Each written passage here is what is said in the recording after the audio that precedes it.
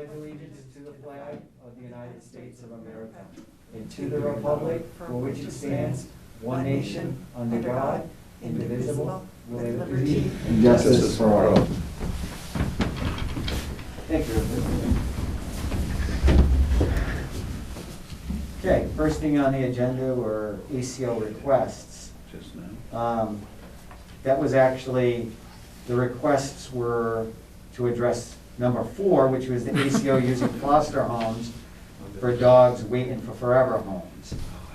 So what the ACO has requested, that when a dog is taken into custody and is put at the holding facility, that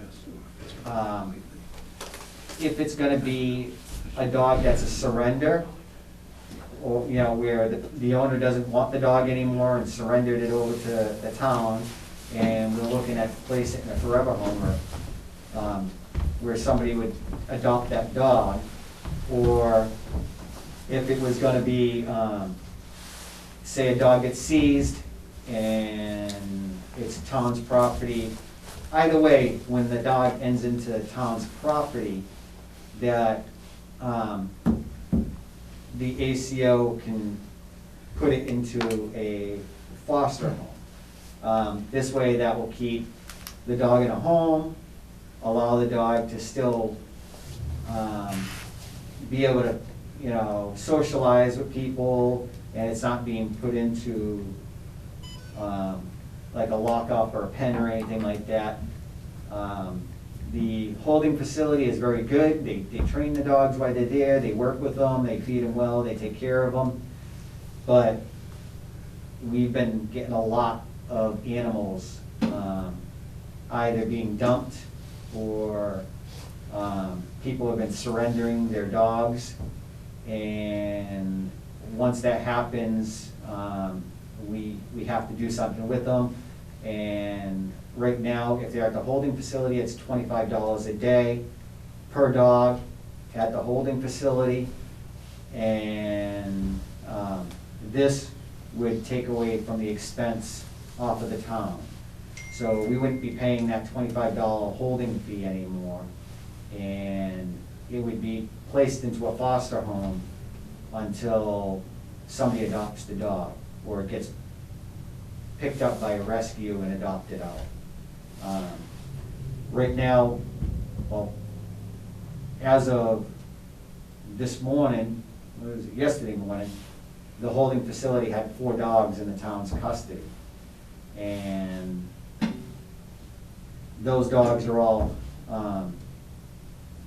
being placed now, but allowing the ACO to be able to foster those dogs would take the expense off the town.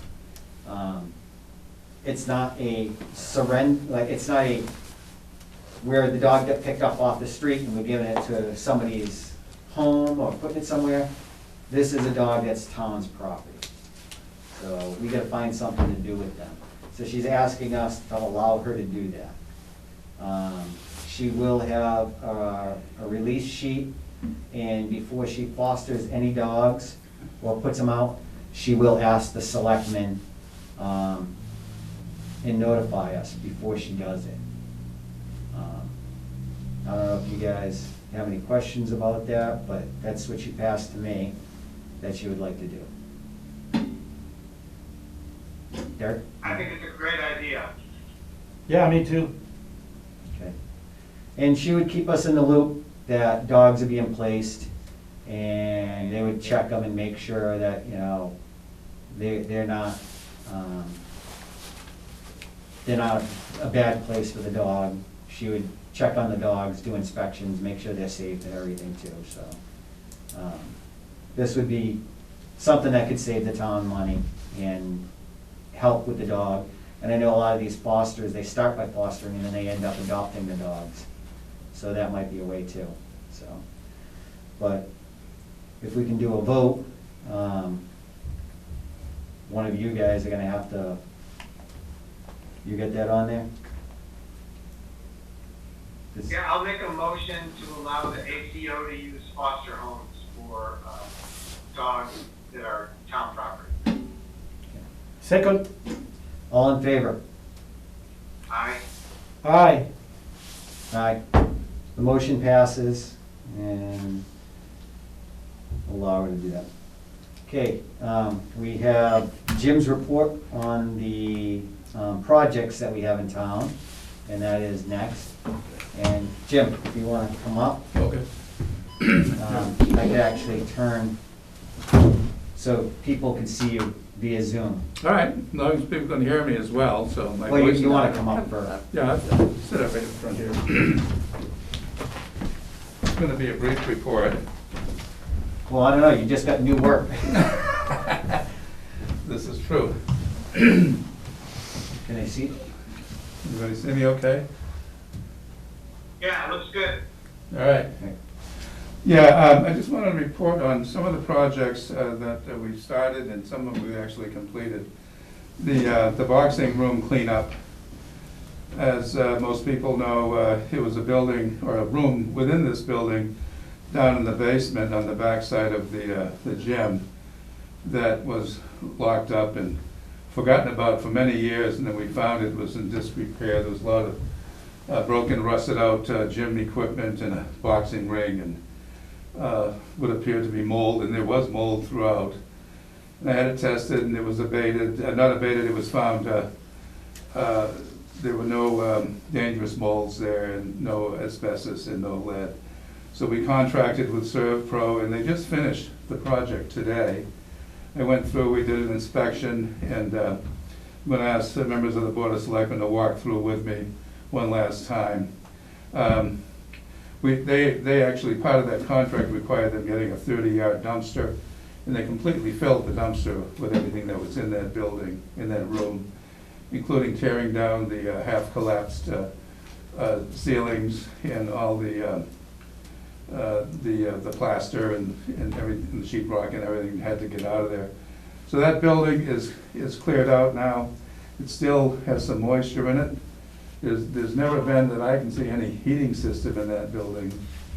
There's water leaking into the building still on the cement slab that we've identified in need of recapping. And I'm getting bids on that now. We have 2 bids so far, and a 3rd one coming in next week. But I would encourage action on that as soon as possible, because we're still gonna have water leaking into that part of the building. And that's the only area of the building that leaks. So replacing it, covering it up with a cement slab to prevent the leakage is something that will be presented to the board probably within the next week or so.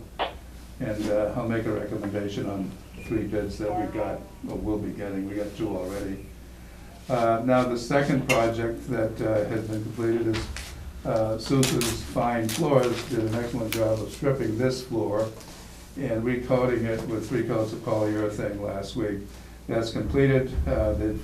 It's half of the bid that they submitted. The other half was the administration office next door, and that's pending. When the timing is right, they can come in and do that. And they were the low bidder, substantially low bid, and they did a great job. The next item here was the repair and painting of the ceiling in the storage room upstairs on the end of the building. Some of the equipment by the fire department that was not needed was stored up there, and that's all been cleaned out. The room's been completely cleaned out. We also have a 30-yard dumpster for that purpose on premises here.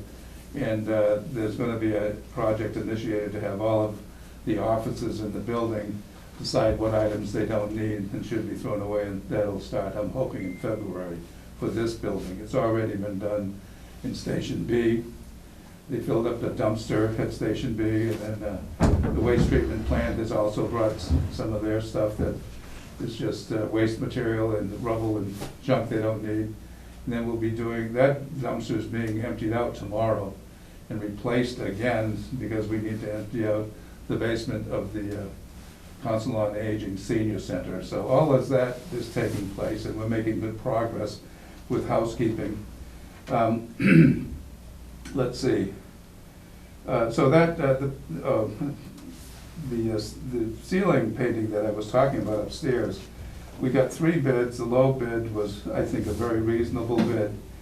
And I'll discuss the other bids with you, and I'll make a recommendation on that. To get that job done, it can be done as soon as the bid's approved.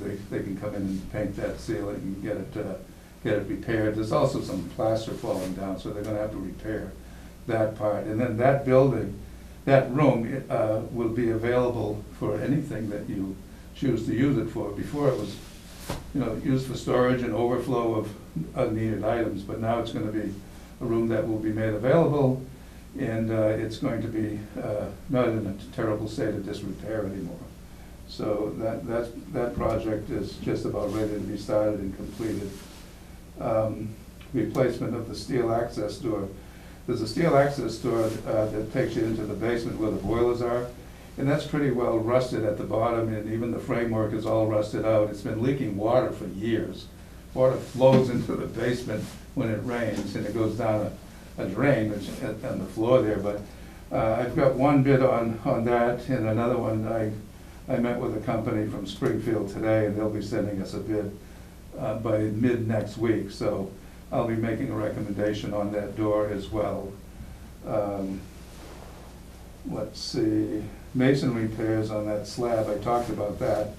We'll have 3 bids by, well, probably, we got 2 now. It's gonna be a bit pricey, I think, but it needs to be done because the water's cascading into that room we just cleaned out. Yeah. So, and we had 3 or 4, maybe 5 bids on putting up a wall dividing the administration office there, and that's gonna be on hold for now, apparently. Yeah, we're gonna hold off on that until we Yes. get the new town administrator. Right. And let them decide what they wanna do. Yep, okay. But we're in good shape as far as knowing what has to be done and the bids that are out there, and available to act upon if that is decided to go forward. If not, then so be it. Now, there are, these are all expenditures that I believe were earmarked and approved for funding in that special town meeting that we had. Yes. There's going to be a major expense on the exterior of this building, as you know. We've got 100 windows, and every single one of them is leaking. All of the caulking, and I've documented that with you taking a tour and also photographs. It's all dried up and split, and some of it's completely missing. You can see where the water's flowing in, and just about every single sill on the interior is also damaged from water wicking into the plaster and rotting out some of the boards. So that's got to be done. In the process of evaluating the windows, we found many areas that need repointing on the brickwork, on the cement. It's been there for a long time. A lot of the cement is just almost turning to a gritty sand, and it's falling out. So that's got to be addressed also. We'll be running up a scope of work for both the caulking of the windows and the pointing of the brickwork. I've also looked at the parapets, and Derek was gracious enough to spend some time, and he used his technology with the drones, and we got some really close pictures of the surrounding area on the roof. The roof itself is in great shape. It looks like it's not that old. I don't have any concerns at all about the roof leaking, but the parapets around the outside of the upper levels have openings where water's coming down through. It might even be going behind the bricks. So that's got to be looked at, and we have to do from the top down, and we have to do that first before we address repairing the interior windows. But I think once that work, we're gonna get some real solid bids. We're gonna have it well-defined in the scope of work. And once that work, if it's approved to be done, and I strongly recommend that we figure out how to do this, you're gonna extend the useful life of this building by at least 20 years. If we don't do anything, we're gonna have a serious problem, because I've noticed in this area here, just in the past few months, it's getting worse. And it's not gonna get better, it's gonna get worse. So take care of the outside first, define what the issues are, get that done, let this dry up, and it's something that perhaps can be done over time, the interior. You know, if it's a matter of budgeting it out, we can do that once we stop the leakage. We can repair that. So my biggest concern right now is the outside of the building and what has to be done to protect it from the elements, mainly water coming in every time it rains. And we'll have a handle on all of this very soon, what the total costs are going to be for everything. And this building should be in really good shape after that.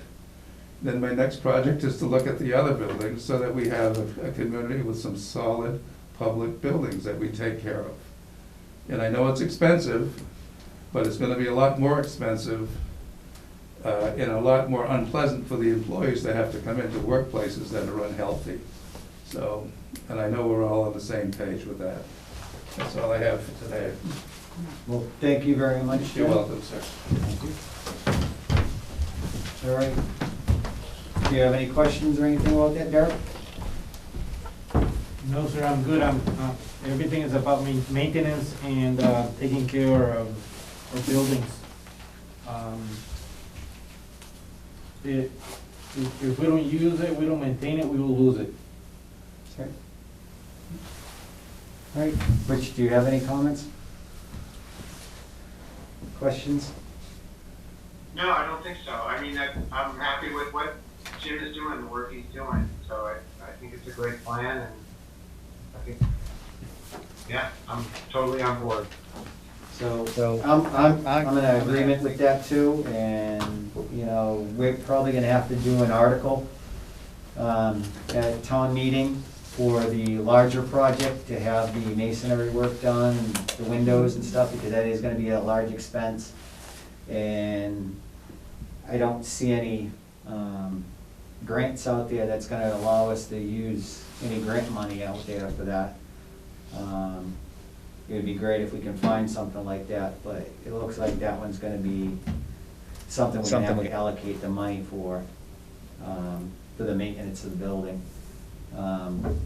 The metal door was something that Jim is waiting on for us to approve, to move forward with. And what are you looking at for approximate budget for that? That's gonna run in the area of $3,000 to $4,000. I've got one bid slightly over $4, and I had another company look at it, really qualified companies that do this. It's not a cheap fix, but, you know, water's flowing into the building now. Yeah, it's a fire door. Yes, it is, yes, sir. Yeah, Yep. so it's gonna be expensive. So they're looking at between $3,000 and $4,000 to replace that metal door that's rusted out, to prevent the water from coming in the building anymore. That is a fire door that goes into the boiler room from the exterior, and it's also a fairly large door, It is. so It's a 39-inch wide The door. wall or the threshold? that's replacing the frame and the threshold Yes. too, right? Right. Yes, The frame is busted out also. the frame's busted out, so all that, the whole thing's gonna have to be replaced to get it to where it should be.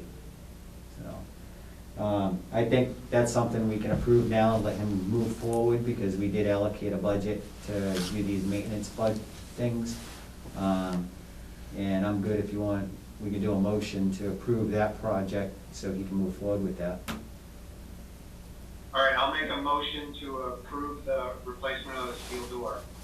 Okay. Second? All in favor? Aye. Aye. Aye. The motion is approved. Do we wanna, how much was the painting for that ceiling up there?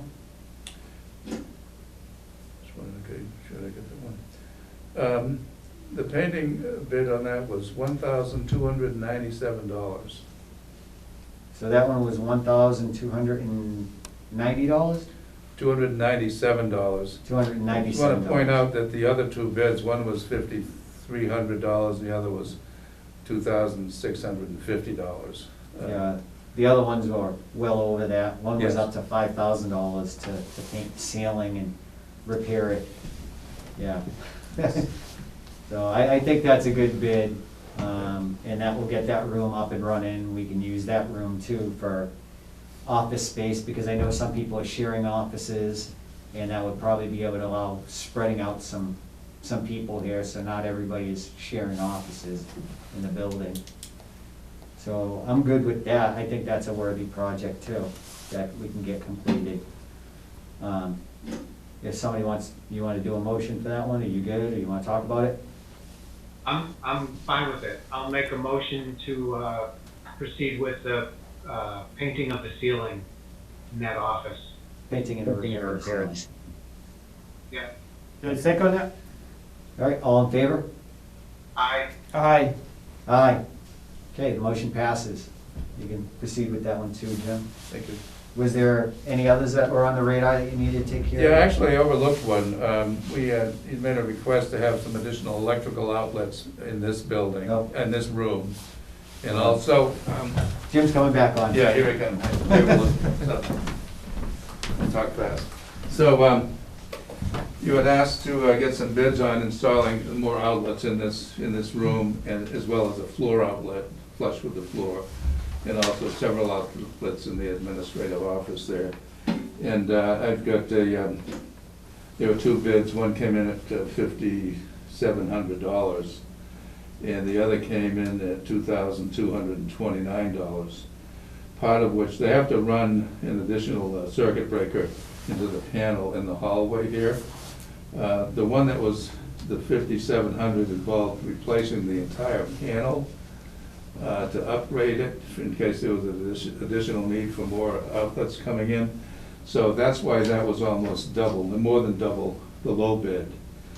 I don't think I'm quite ready to recommend anything on that yet. I want to take another look and perhaps get another bid, because it's such a broad spread. And when the high bid came in and they wanted to put in a new, an entirely new panel and rewire it, it kind of made sense.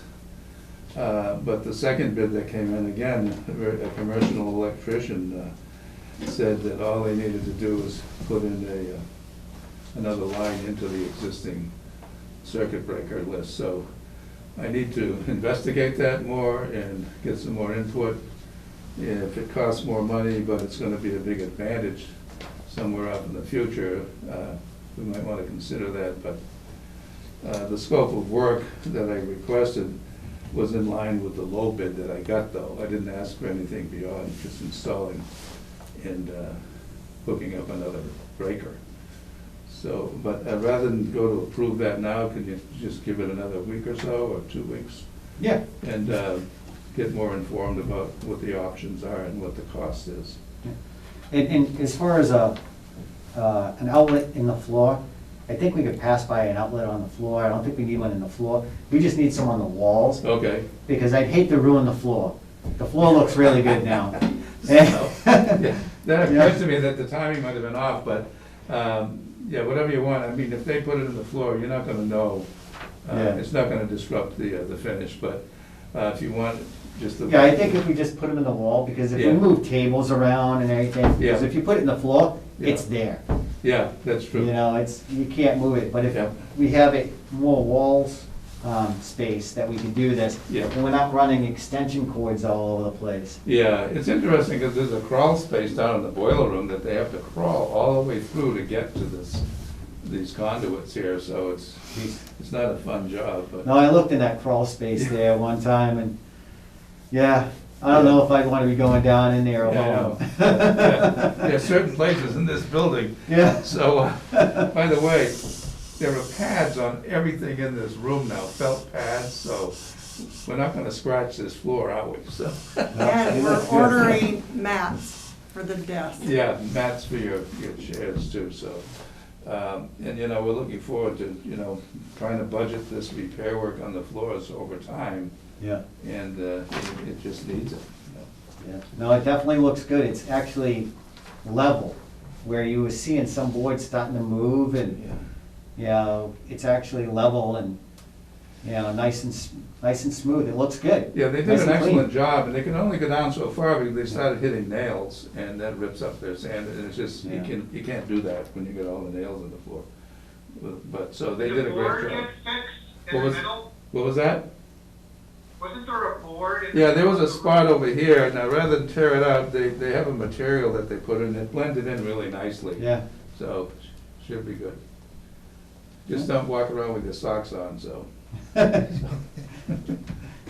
Yeah, this is like a barefoot floor now. It's nice. All right. You should see it sometime, Rich. No, it's not See you later, fine. Chief. Thank you very much, Jim. You're welcome, sir. So, all right, yeah, he's gonna work on that a little more, and I think we got a couple projects going. I have a question on the high bid, the $5,000 some odd dollars. Did they present it, you know, if they did replace the circuit panel, what would be their bid? Right? If we say, you know, we just want the electrical work done. Yeah, I'm in the process of, now that we have an understanding of what's going on with that here, I will get, you know, apples and apples with the second contractor, ask him to include that improvement and see what his bid is going to be. And I also have a third company coming in, so we just have to be more informed about whether that's really needed and how competitive it's going to be if we go forward with that. Okay. So in other words, Jim's on it. Yep, He's getting it done. So, nothing's cheap anymore. we're in a holding pattern, getting more bids on that particular project. So, that's good. All right, you guys have any questions about the, Jim's report and projects? Nope. Good. No? Okay, thank you very much. You're welcome. And those two projects you can proceed on. Okay, thank you very much, appreciate that. Oh, here's Brett Consigian. No school tomorrow. Yeah. Hello, this is Superintendent Castigian. I'm calling to inform you that due to the impending snowstorm advisory, all schools will be closed tomorrow, which is Friday, January 7th. Do you know how animals build houses in the snow? They glue them together. Students will remind me how families Thank you and stay warm. Thank you, Brett. Always thank you for those jokes. So school is canceled for tomorrow. All right. So next thing on our list, ARPA funds. There's been a lot of stuff that have been coming up for the utilization of ARPA funds. One of the things that we have, and the Board of Health and Brianna has been working on, is the COVID test kits for at-home testing. And being able to allow some of the town services, such as police and fire, to have test kits, just to eliminate any question if there's COVID exposure or not. There's a variety of prices, and what the Board of Health is recommending. And with the ARPA money, they're giving us some examples. And what do they recommend? Table 1. So total cost to us. I think she's looking at the in Trevo, Yeah, that's what I'm looking at, the Trevo. because we can do smaller quantities. Yeah. So this is something that definitely we should look into and get on board with. In utilizing the ARPA funds for that. And I know a lot of other towns are doing this also, and this allows us to buy directly through the company at a reduced cost for these kits, and then we can give them out to residents and, Warren Police and Fire will have some for their use too, for their people. And there'll be a bunch for the residents that need them also, and that will be controlled by the Board of Health, those test kits. I think this is definitely a good use of the ARPA funds, which is really what, that fund line was designed for, is these things. You know, I think we need to crunch the numbers and look at what exactly, and I know Brianna was working on some more numbers on it.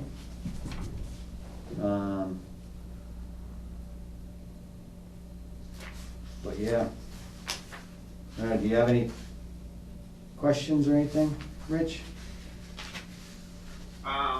No, I think this looks good. I like the approach of maybe buying, one pallet for now and just see how it goes.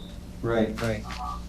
I also would suggest maybe allocating or setting aside a little bit more for the police and the fire. 25 isn't bad for the fire, but I would almost say maybe do 25 for police too. Because if one officer gets sick, those 10 kits that's in the letter here are gonna go right away. Yeah, So- one kit only has 2 tests in it. Yeah, and And- generally, one person takes the 2 tests, right? Yeah. If they're negative, then they gotta take it again. If they're positive, it's fine, but, Yeah.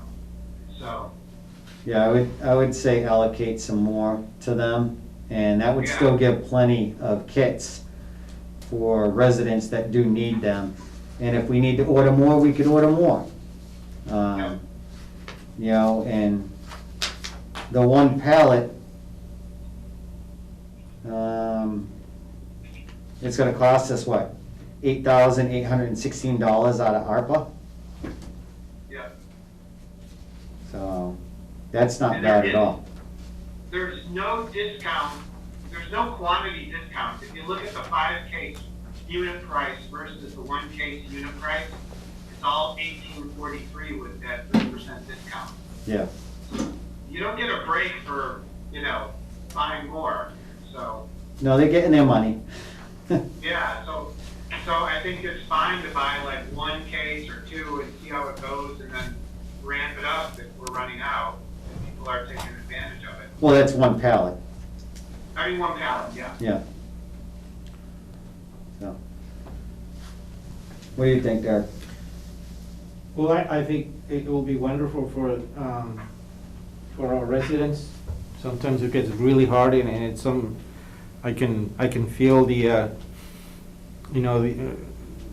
how nervous people get and the anxiety that we get when you're trying to look for a test, and keep you Yeah. safe. This is very important for our residents. I think it's a great idea. Anything we can do, I support it. All right. Chiefs, do you have any input on this? I know I wrote a lengthy email to Senator Goby and Representative Smola recently regarding these test kits, and they're obviously they're advocating for us as they always do, but there's just very limited ability for what they can do right now. So their suggestion was to do exactly this, that the town do that.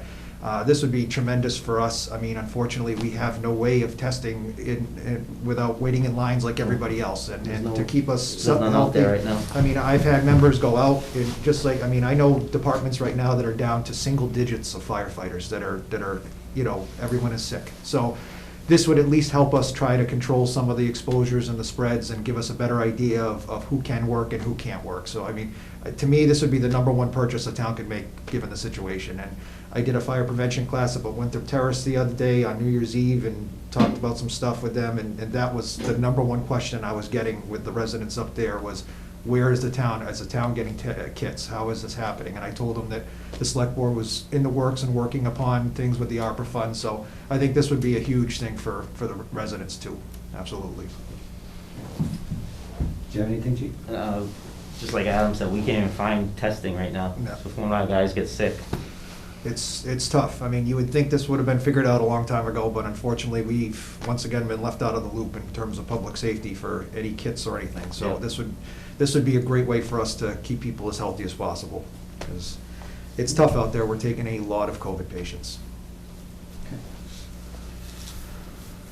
Hey, David? Yes.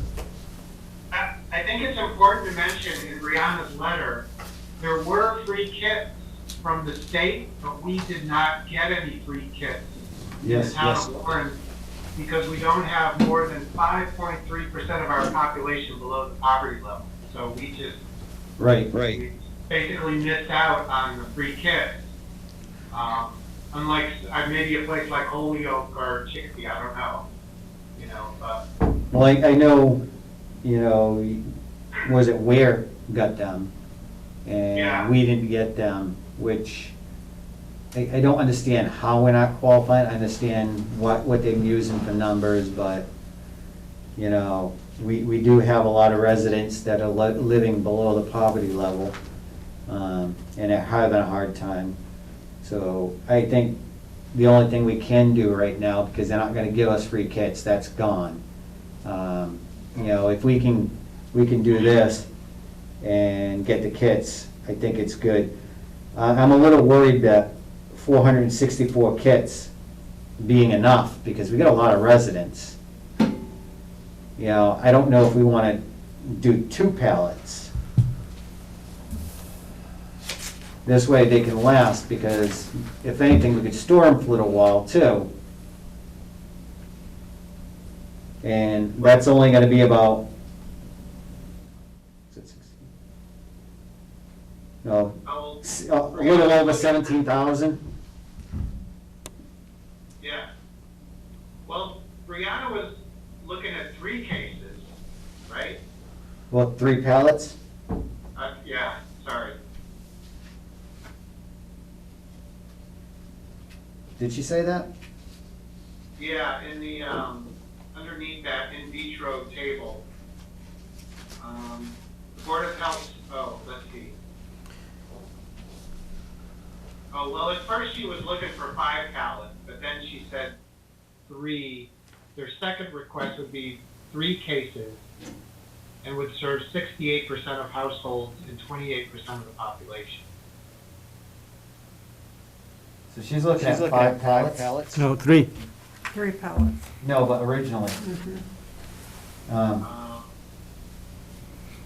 No, she's making the Yeah, point. Because I She- guess it would serve the most. Yeah, people. 5 pallets would serve 50% of the population. Yeah, she's making the point that 5 will be 0.5% of the population, and the Board of Health recognizes that 3 pallets will do 68% of the household, which Right. is 28% of the population. I just don't want a fight, or, you know, where some residents have gotten them and others are like, well, I got there too late and I didn't get it. Mr. Chairman, I would suggest that you get as many as possible, because honestly, with the surge that we're seeing and the patients we're seeing, even a small community like this, I got a feeling these are gonna be very competitive coming down the road. And if they're not purchased in out front now, you may see that dry up very quickly. So, I mean, I agree. you know, I think the more the merrier at this point. That's what I was just about to do the math. So 5 pallets would be $42,757.60. Which is nothing with ARPA. I mean, the advantage is. And we have $780,000 in ARPA. So, and I don't foresee us using all that with what we can do for infrastructure stuff, because we are kind of limited on what we can do for infrastructure. I know we were talking about doing the screw in the building at the sewer department. Yeah. Yeah. It's just kind of difficult to do that if, you know, you were saying that they wouldn't allow for things that are attached to buildings? Yeah, it's a little unclear on that just yet. That was brought up at one meeting. So are people having a hard time hearing me? Is that what we're getting comments on? No, it's like if anybody who's off mic, like if Derek says something, we Okay. can't hear it because the mic is too directional. Okay, We probably need to look into like a room conference mic at some point. okay. I'll get one like the one I used to bring before. Derek said he's gonna get one, like we had before, so we can do that. Mr. Chairman, I propose that we get as many as we can. If we can do 5, will be great. I don't know exactly the circumstances, what will make us do a decision. I'm just supporting as many kids as we can. So Derek's recommending the 5 pallets. The original recommendation by the Board of Health, if we can fund it, which I don't see how it would be an issue. It's something we can fund, and we don't want to run out on something like this. People are really trying to find these things, and our area is being hit harder than other areas. You know, just, you know, with Chief LaVoy's recommendation that we should get as many as we can. I think if we can serve at least 50% of our population, That's many kids. was that? That's as many kids as we will get if we do 5. If we do 5 kits, that will give us 2,320 of them. But If we get 5 pallets, You said every kid has 2, yes. so it'll be twice as much as that. But some people have to use the 2. So 1 kit is 1 person, so. Right. Even though it comes with 2, it's for 1 person. Yeah, so, but it sounds better to say, do we get up getting this many tests, even if it goes 2 to 1 person, right? But that would allow us to serve 2,320 people, Correct. so that's a pretty significant chunk of our population. That's almost 50% of our population. Yeah, 23. I think if we do yeah, go ahead. Oh, I was gonna say, before, Christmas, I was trying to find kits for my personal use. Yeah, CVS, Walgreens, and Walmart in Ware had none. CVS in Belchertown had none. CVS in Sturbridge had, or the Walmart in Sturbridge and the CVS in Sturbridge had none. It was just, you couldn't get them. And we ordered them through CVS and it took weeks to get them. yeah. So it would be good to have a supply for people who need it. Right.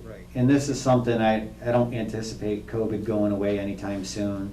We're stuck with it for a while. And if we can get it to at least try to reduce it in the winter months and help protect our residents.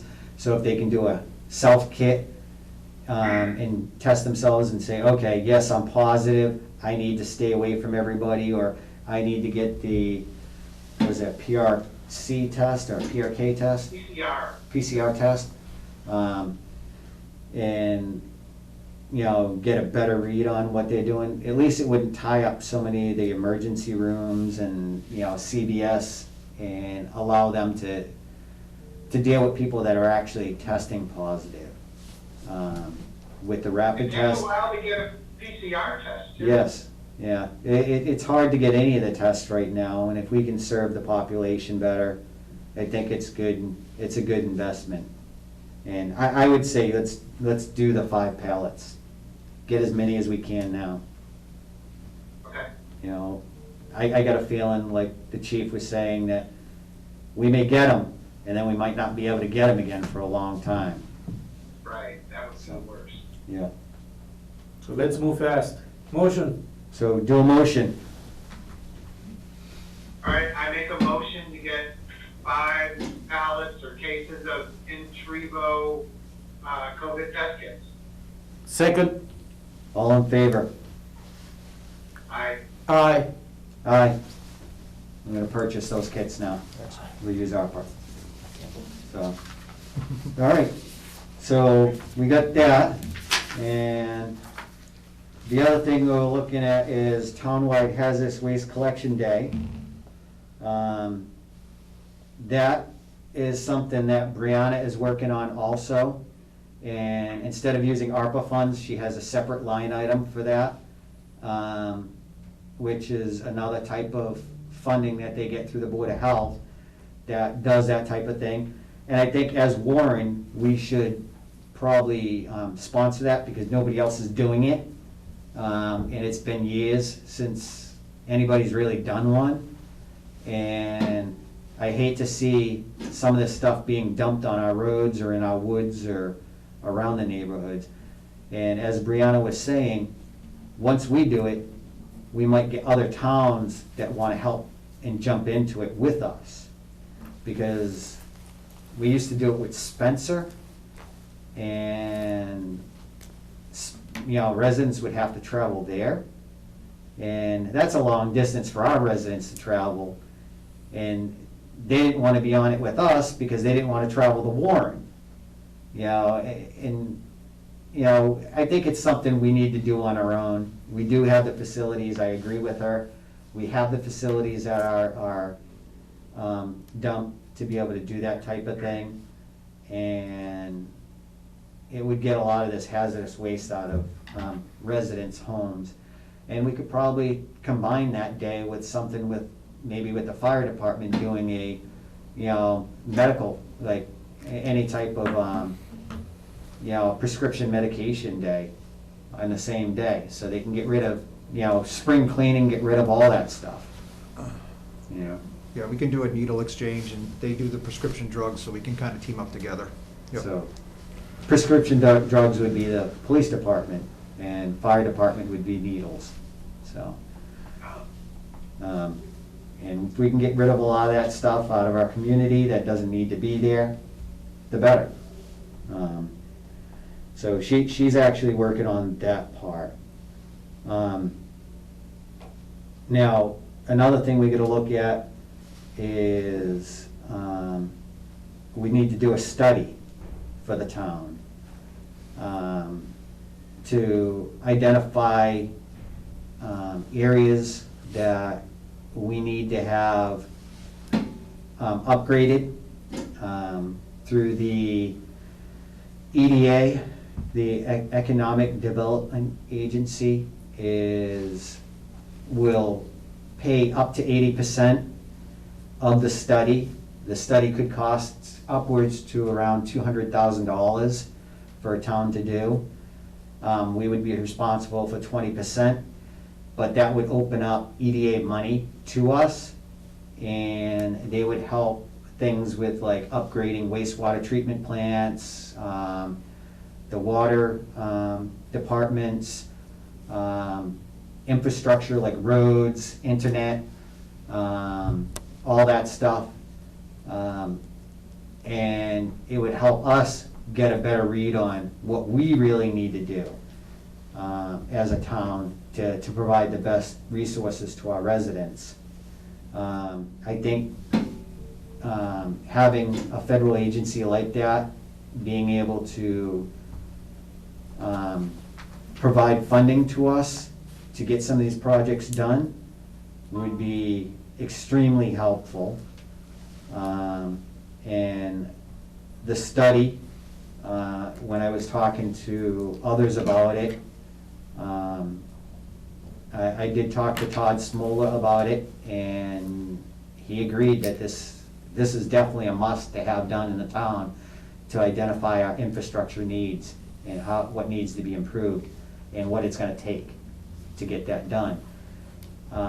We can use ARPA money for that percentage that the EDA isn't gonna pay. So for that 20%, we'd be able to use ARPA funding for that. And I think that's a great way to go to identify some of these resources and some of these things that we need to fix with the water department, sewer department, and our roads and stuff. So that is something we definitely need to look at. I sent a email to Chris Dunphy asking if he is aware of anybody that can do that type of study for us. And he had something going on, so he couldn't get back to me about it. But I am still researching that to try to get more details on that type of study, so we could try to get some of that funding. If you guys are good with proceeding with that, we can continue with that and allocate some money towards that study. So, are you good? Any questions?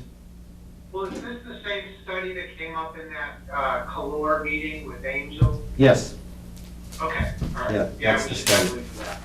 Yeah. and that would open up because, again, you know, you have the EDA and other funding sources that would they would be looking for the study anyways to Right. Be able to identify what our real needs are. You know, we could sit there and say, well, we need to upgrade our wastewater treatment plant, but that's us. You know, if you have a firm study from a professional group that detailed out what needs to be done and how it needs to be approved, and the money that's gonna be required to improve those areas, then that will go a long way. So, I think it's definitely a win-win for the town. Are you good with that, Derek? I am good, sir. So you good with that, Rich? Yes. Okay.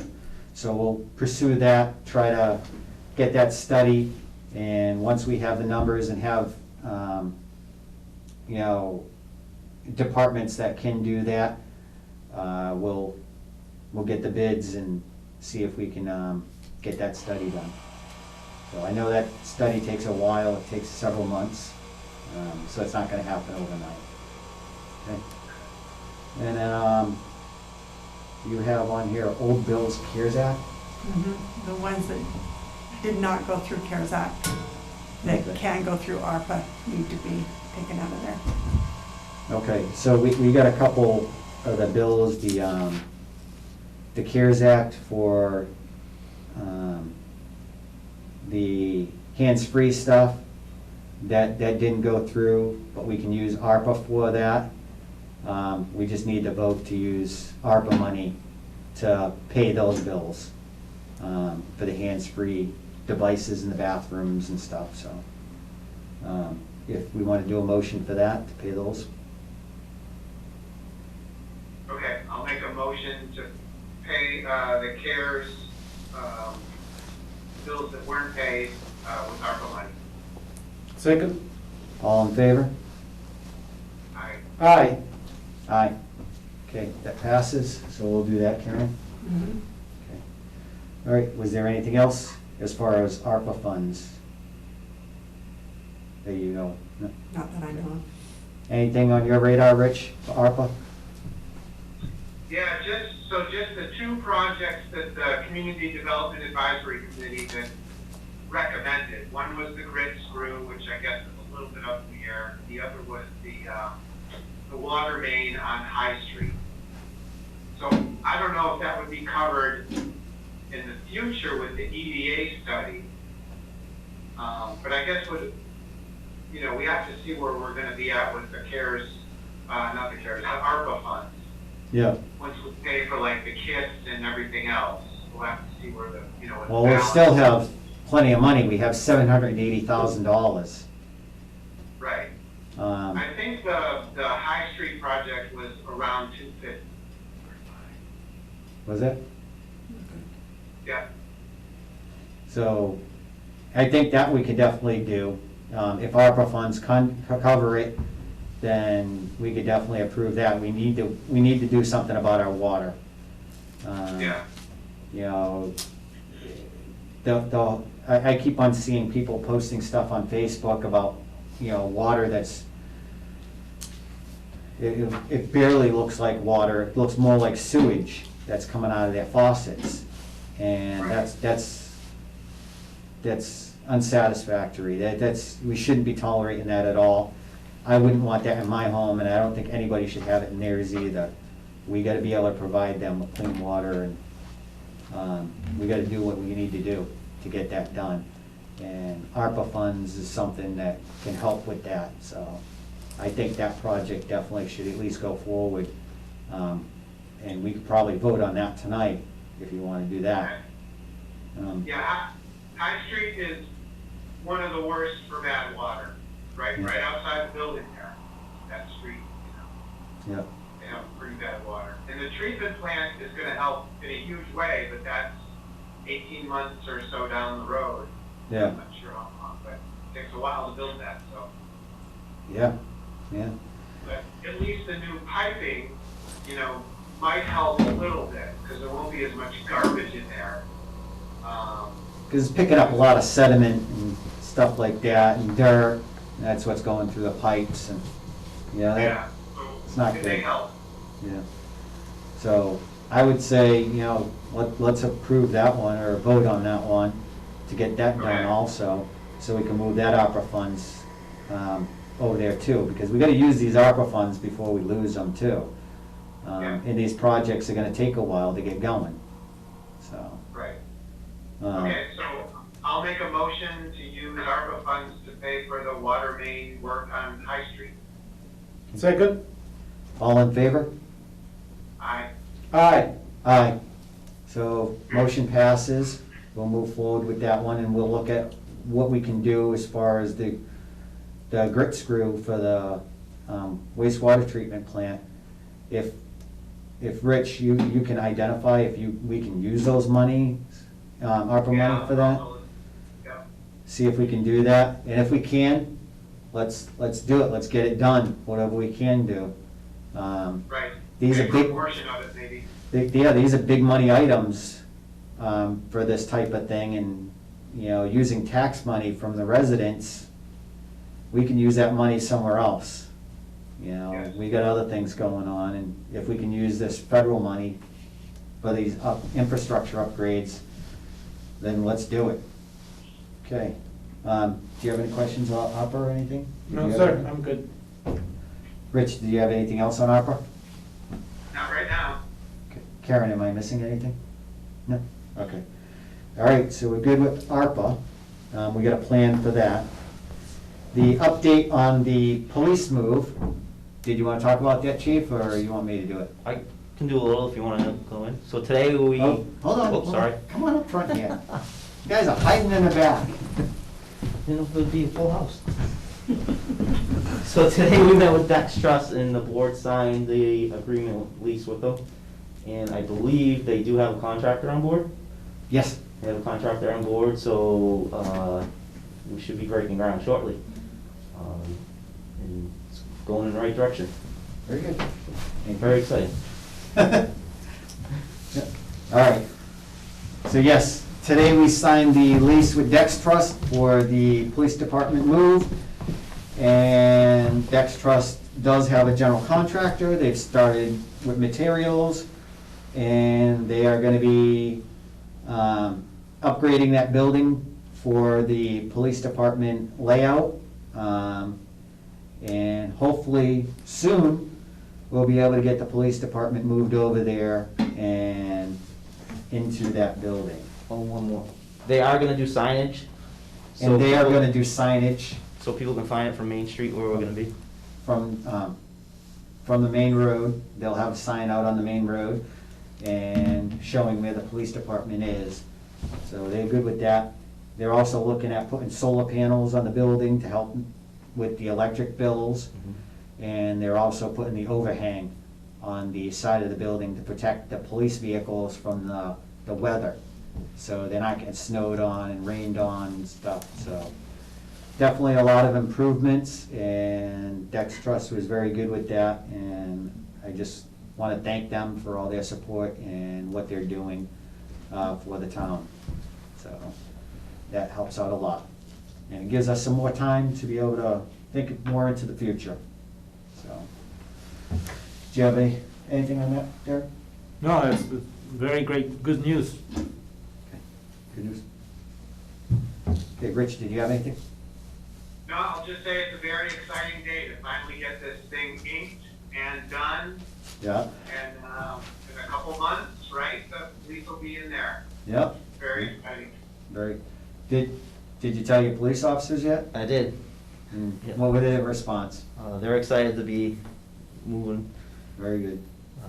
So Dex Trust is doing a bunch of things too, like the fence for around the booking area, so when we have a prisoner, we'll be able to drive in, shut a gate so no one can take off on us. Yeah, It's gonna be more secure. and that is. They hired a yeah, security firm for the cameras. yeah, they're gonna have, an area where they can drive in with their vehicle to offload a prisoner and bring the prisoner in, and it's gonna be a fenced-in area, so a prisoner, if it decides to run, they're not gonna be able to run away because they're gonna be in a fenced-in area. So they're gonna have better control of anybody they take into custody, and cleaner environment. They're gonna have air conditioning and heating in there and energy efficient, and, you know, that building's pretty much storm-proof because it's a big concrete bunker, so it's good to have. So, good things. All right. So, discussion on pay scales. Where do we stand with that?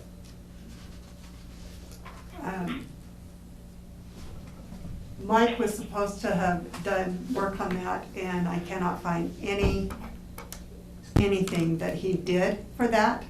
So, I'm kind of starting from scratch. I did find the place that he was sending in information to get information back. So I did locate that, and now I'm working to see what I can get out of them. I have everything from all the departments, so I'm just putting it together. I will have that for you this week. Okay. Are you gonna do spreadsheets? I will do a spreadsheet. Cool, very good.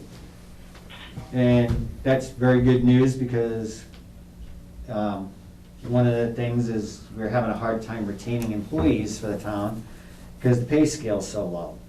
And it's also that time of the year. 2022 is when the pay scales end for the town employees. So we need to start looking at the new pay scales for the coming years. So we can identify, hopefully, pays that reflect, you know, what employees are able to stay for. I know we're not a rich town in any way, but, you know, we do need to pay our employees some fair wages so we don't keep on losing them. Because in the end, places like fire department personnel and police department, they have specialized training and they need to attend. And once they attend that training, they're very marketable. So places like Warren, we hire them, they get the training, and then they go to another place which pays them more money. And it's understandable because we all want to provide for our families. But if we can pay a wage that will make them want to stay here for longer, that's beneficial to us because then we don't have to keep on paying them to go to academies and paying to train them and then only to lose them. And the training is not an optional thing, that is required by the state.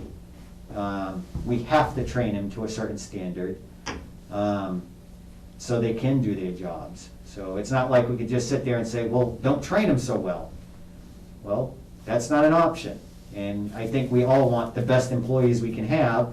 We want the best police force and the best firefighters and the best EMTs that we can possibly get for our town, because they're the ones that are taking care of us, and we need to take care of them. So I think things like that, we definitely have to take care of, and, you know, like many other jobs in the town, there's employees in here that are working for far less money than they would go if they went to West Brookfield or Ware or somewhere else. So we definitely need to. We've lost some good people. We have lost some good people because we just don't pay. You know, we don't give them money that they could survive on. Mr. Chairman, Yes, sir. we do pay, but we don't pay enough. Right. Yes, we pay our bills, we just don't pay enough for that. So, and And the sewer department too is another area where we've had a lot of problems.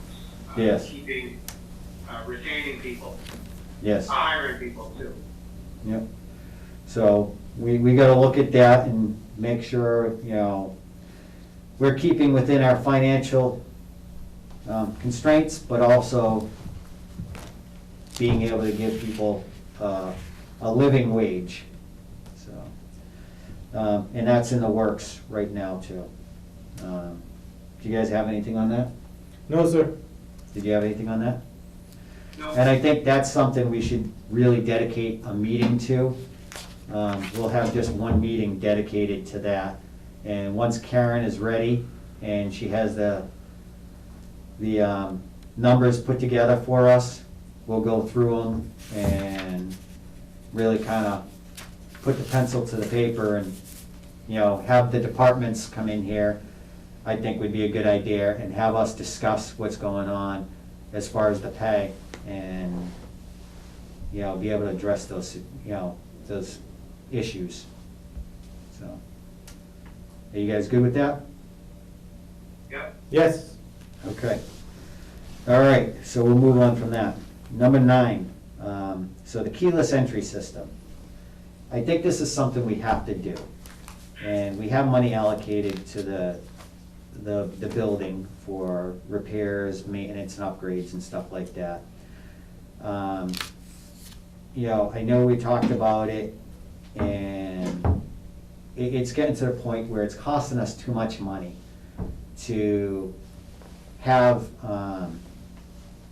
the keys, the doors rekeyed, new keys made. Was it like $900 to have the key doors rekeyed again? And every time somebody leaves with a key or takes off with one, and we don't know where that key is anymore, we have to do that. And that's because we keep sensitive things in this building, things that have people's dates of birth, you know, social security numbers, all that protected information. We keep it locked up, but we should also be keeping the building locked up. And having people in here that we don't know, or having keys that just got away, it is a security issue for the building. So having to do that each time, we're wasting a lot of money. And to have keys made, how much did it cost to have a couple keys made that we just did? It's on the bill. It's like $35 a key, right? $31.44 for 2 keys. So it's $31.44 for 2 keys to be made. Okay, all right. If we have a keyless entry system, we just shut that key off, you know? And we don't have to keep on rekeying the building. And, you know, if somebody loses their key fob, okay, shut that key fob off. We don't worry about it. We'll give them a new one, a new key fob we can generate, and those things are generally about $5 for a key fob. That's a big difference between a key fob for $5 or so and, say, $15, $20 for a key. We're wasting money by doing that. You know, I think it's time for the keyless entry system to be put in. You know, I know you were supportive of it, and you did all the work about it, Rich.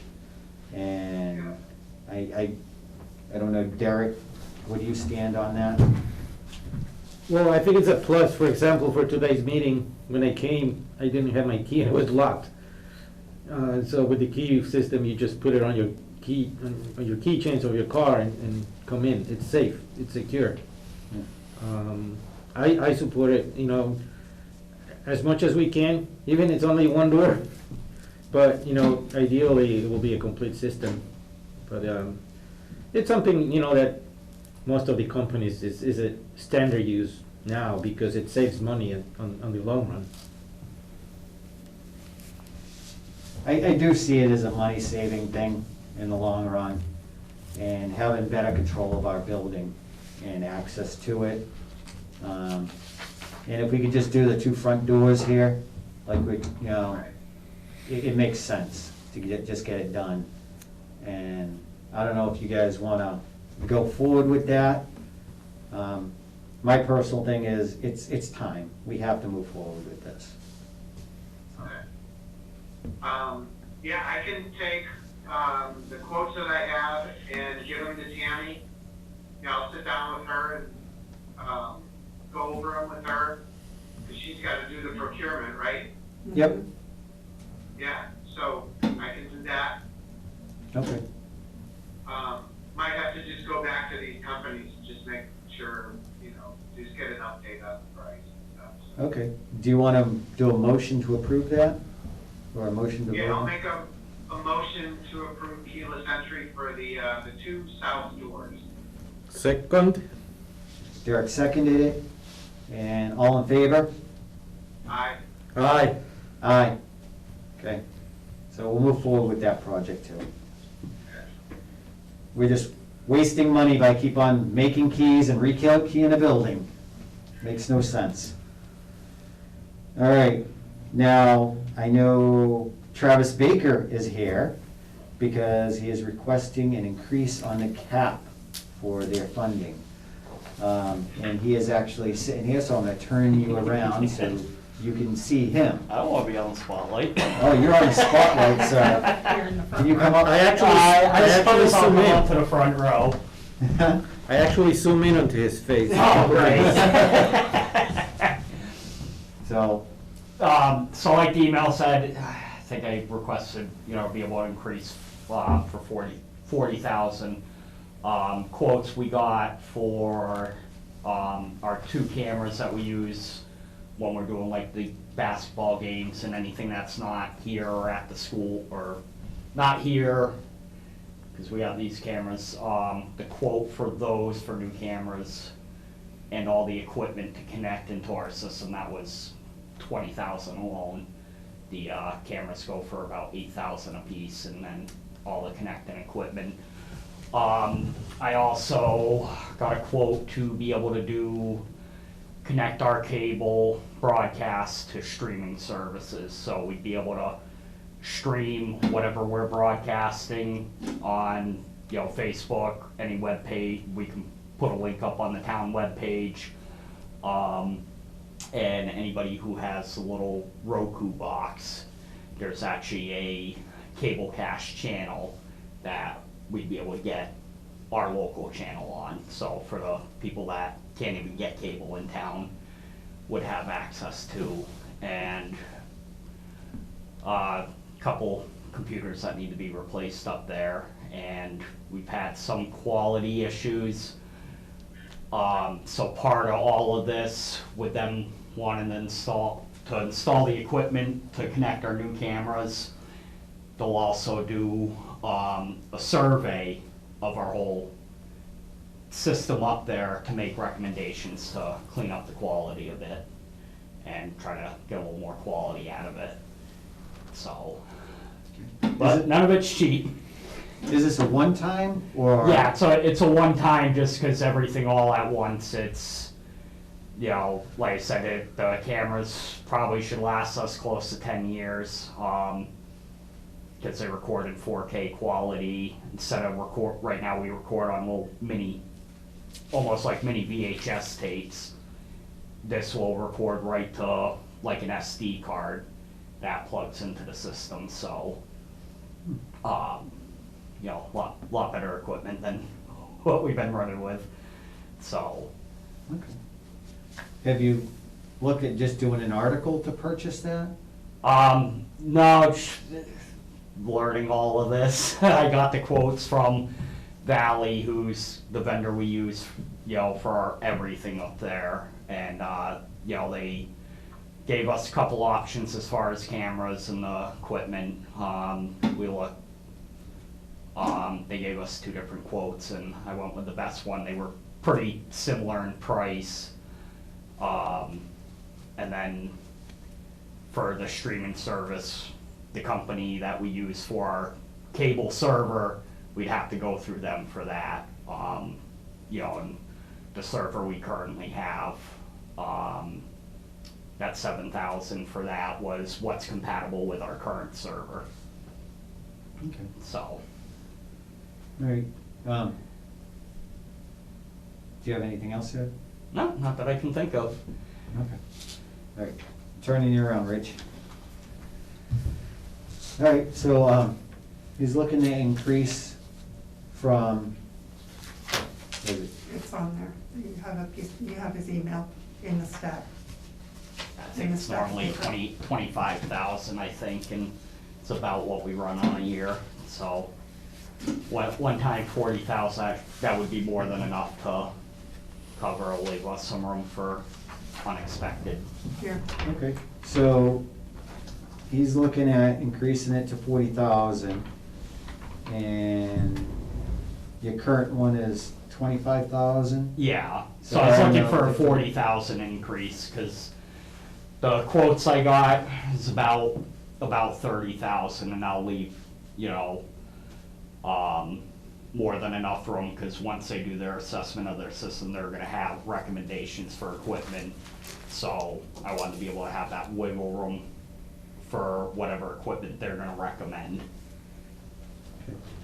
So I don't know if this would be a budget increase or an article for a purchase. Yeah, how do we pay for this? That's my There- question.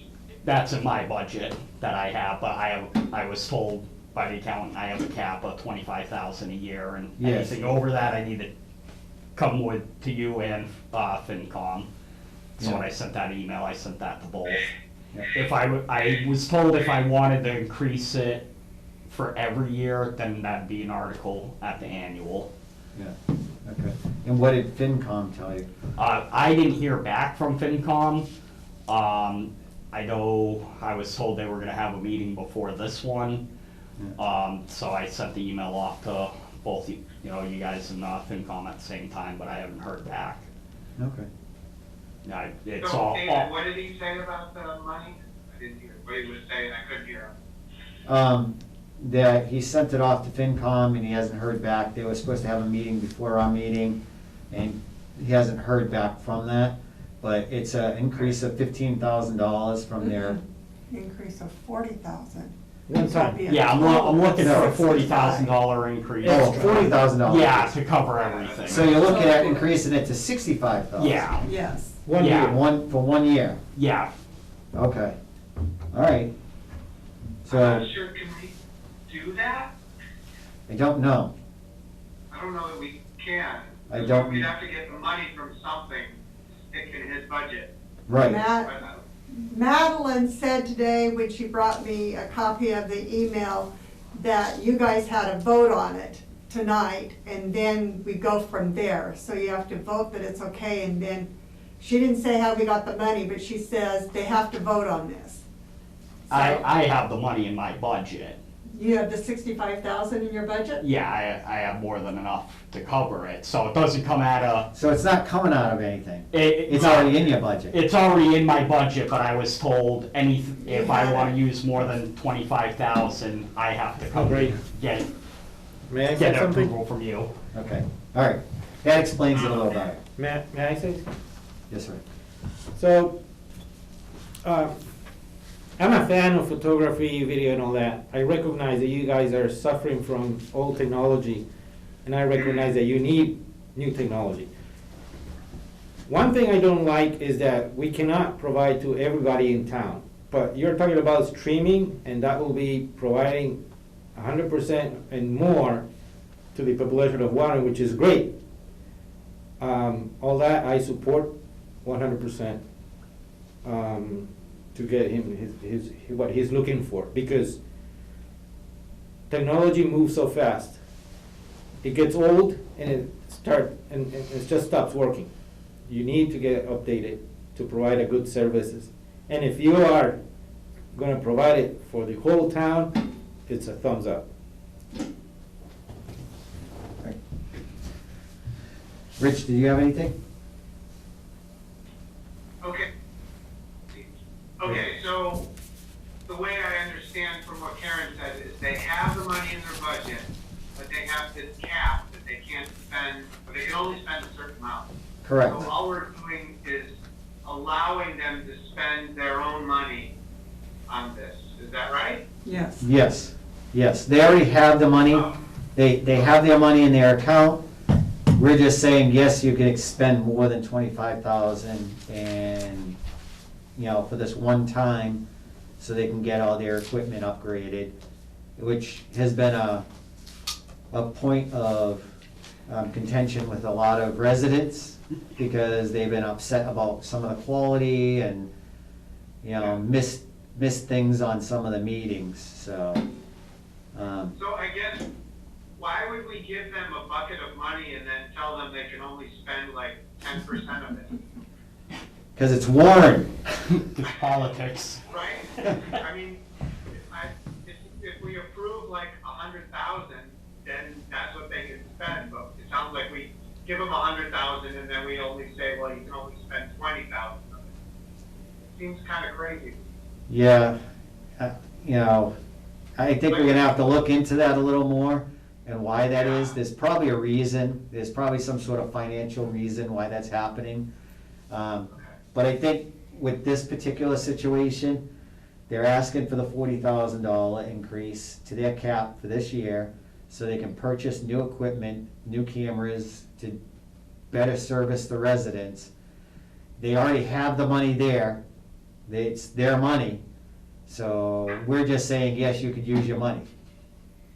Yeah, I think that's an easy one. Yeah, we have to vote on it. I'll make a motion to increase the cap on the cable TV budget in the amount of 40,000. Second. All in favor? Aye. Aye. Aye. And to be clear, that's increasing it by 40,000, so that's $65,000 for your cap, total. Okay, all right, You, you good? run back upstairs now. Thank you very much. Thank you. All right, Wi-Fi in the gym. Do we know anything about that? Well, so the problem, so we were waiting to see if we could get something free from Comcast. Yeah. It ain't gonna happen. So, I think we're talking roughly $1,800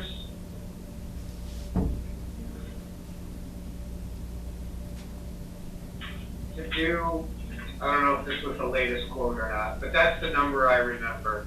They had given us like a $3,000 quote at one point, which was just too much. Yeah. Right. So I had them scale it way back. Basically, we just need that wireless access point and probably a small Ethernet bridge, and the line to run over there, the line to the bridge, the line to the access point, and then that also gives us a couple extra ports. If, you know, for whatever reason somebody needs to hardwire in the gym or maybe add some other kind of equipment, we have a couple extra ports.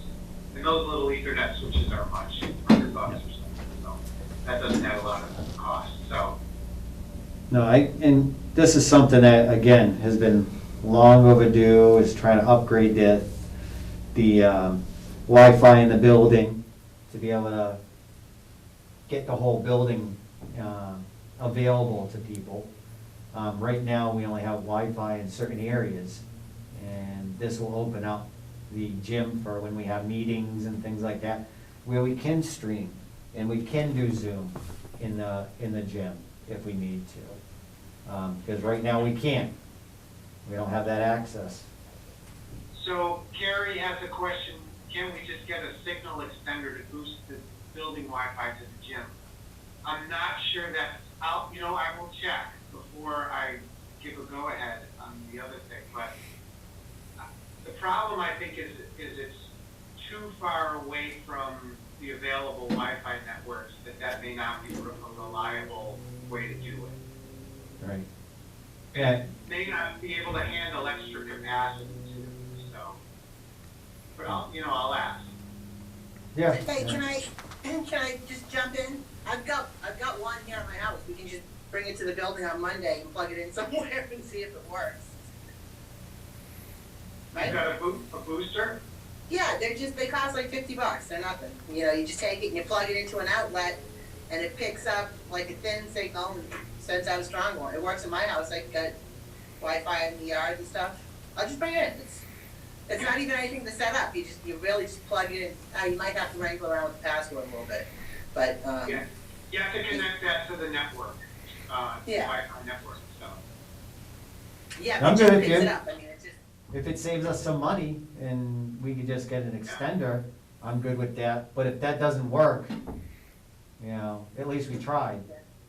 right, Yeah. but I'm just saying, I can try it without buying anything, I'll just bring my thing to work on Monday and we'll give it a shot, okay? That'd be great. And then can we keep it if it works? We can negotiate some kind of price, so, something, huh? We want you to have Wi-Fi in the yard. Yeah, Oh, no, it's, Thank you, I Carrie. won't be mowing for a few months now anyway, so that. All right. You can harvest it for the winter. Yeah, next couple of, yeah. All right, I'm out. Have a great night, guys. Thank you. Night job. Thank- All right, I mean, that's fine, if that works, Yeah, we'll try that and see if it works. yeah, yep, okay. And then if that doesn't work, then we know, like, okay, we do need to do this and, So, regardless of Carrie's offering, it probably won't work too good, because I know the physical, what it needs to. The only thing that I would like to see and get from them is if, right now, I just measure with my phone what I'm picking up here of Wi-Fi. It's 25 megabits per second, which is pretty good for streaming. So if we pay the $1,800 and we sit down at the gym and we get 25 bits per second, I'm happy with it. Or if we get that with a little booster. I don't think the booster will do the 25 per second. I use them at home too in other places. I know what they're talking. They have to pull a hard wire from the signal and over there, and then put another booster over there. Yeah, so I'm okay if we spend the money to get that, but as long as they, when we sit there, we get 25 megabits per second or more. Yeah, okay. Well, once Carrie puts that in, I mean, we can measure and see Yes. how good the connection is. Yes, and see, the thing is, if you're gonna pay, and we don't get, if we get less than 25, it's worthless. You can't use it for streaming. Okay, That's my only point. If we don't get 25 or more, then don't bother, because it won't work. right.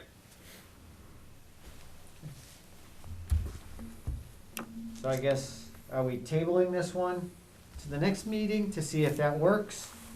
Yeah, let's table it and see how it works with Carrie's device, and we'll go from there. Okay.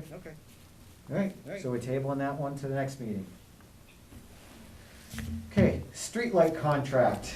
Tanko, their contract is up, and they are keeping the same price as last year. The problem with Tanko is they're a company out of California, and they still haven't put that street light in where we asked them to put it in. Oh, And that's been several months now. So not very responsive about that. And then repairing any street lights, we have to drive around and identify the ones that are out and let them know. You know, it's kind of a, why are we even paying them to do something if it's taking them forever to get it done? And, you know, we have to do all the footwork. You know, we have to identify all the streetlights that are out in the town. They don't have anybody that does that for us. So unless a resident reports a streetlight that's out, or we drive around and see it, I know I've driven around and made a list of a whole bunch of streetlights that need to be repaired. And, you know, it just, I think it's time to move on from this contract and look at something else, maybe something local. I know. didn't we have something through, didn't Scott Mansfield, our electrical inspector, recommend somebody, or there was something? Well, This was months ago. I believe he recommended that he would do it. Or Paul Shepherdson would do it. Paul Shepherdson would do it. But he And, had the truck, he had the lift truck. and he has a lift truck to do it. I think that's something we could look at is maybe, putting that out to bid again. And, you know, not just saying we're gonna stick with Tanko, because we've been using them. Because again, it's a company out of California, and they don't do anything here, you know? And, you know, we put in a request for that streetlight by the Warren Spa. That was several months ago, and they still haven't put that light up. You know, it would have been nice to have that light up for the winter when it got dark, when that business is still open. You know, so people can go to it and not worry about getting run over. But. So, Yeah. Mr. Chairman, I went to their website, Yep. and they do have an interactive map with all the places where they have, and they actually have Warren in their map with 467 lights. But to me, I believe that it doesn't matter where you are, but if you provide a service, like customer service it has to be good. Yeah. I mean, you call somebody and we ask for something and we don't get responses, then what is good for? And I know Karen's been dealing with them on items. And Karen, do you have a say on this? What I have to say is they said that they didn't have the equipment and it took a while to get that. And then also, now they're saying the reason they don't have the light up is National Grid needs to hook it up. But you can't hook it up, a light, unless the light's there, and the light still is not there. I know that we did talk to, Scott did suggest that Paul Shepherdson would be our electrician for it, and they could use his, and Scott has a lift truck, so they could work it out, and they would check the lights for us, etc. So, but I agree, I think we should move on from this contract. Even though they're keeping their prices the same, and they wanna keep them the same and go up very little for the next 3 years, they're difficult to deal with.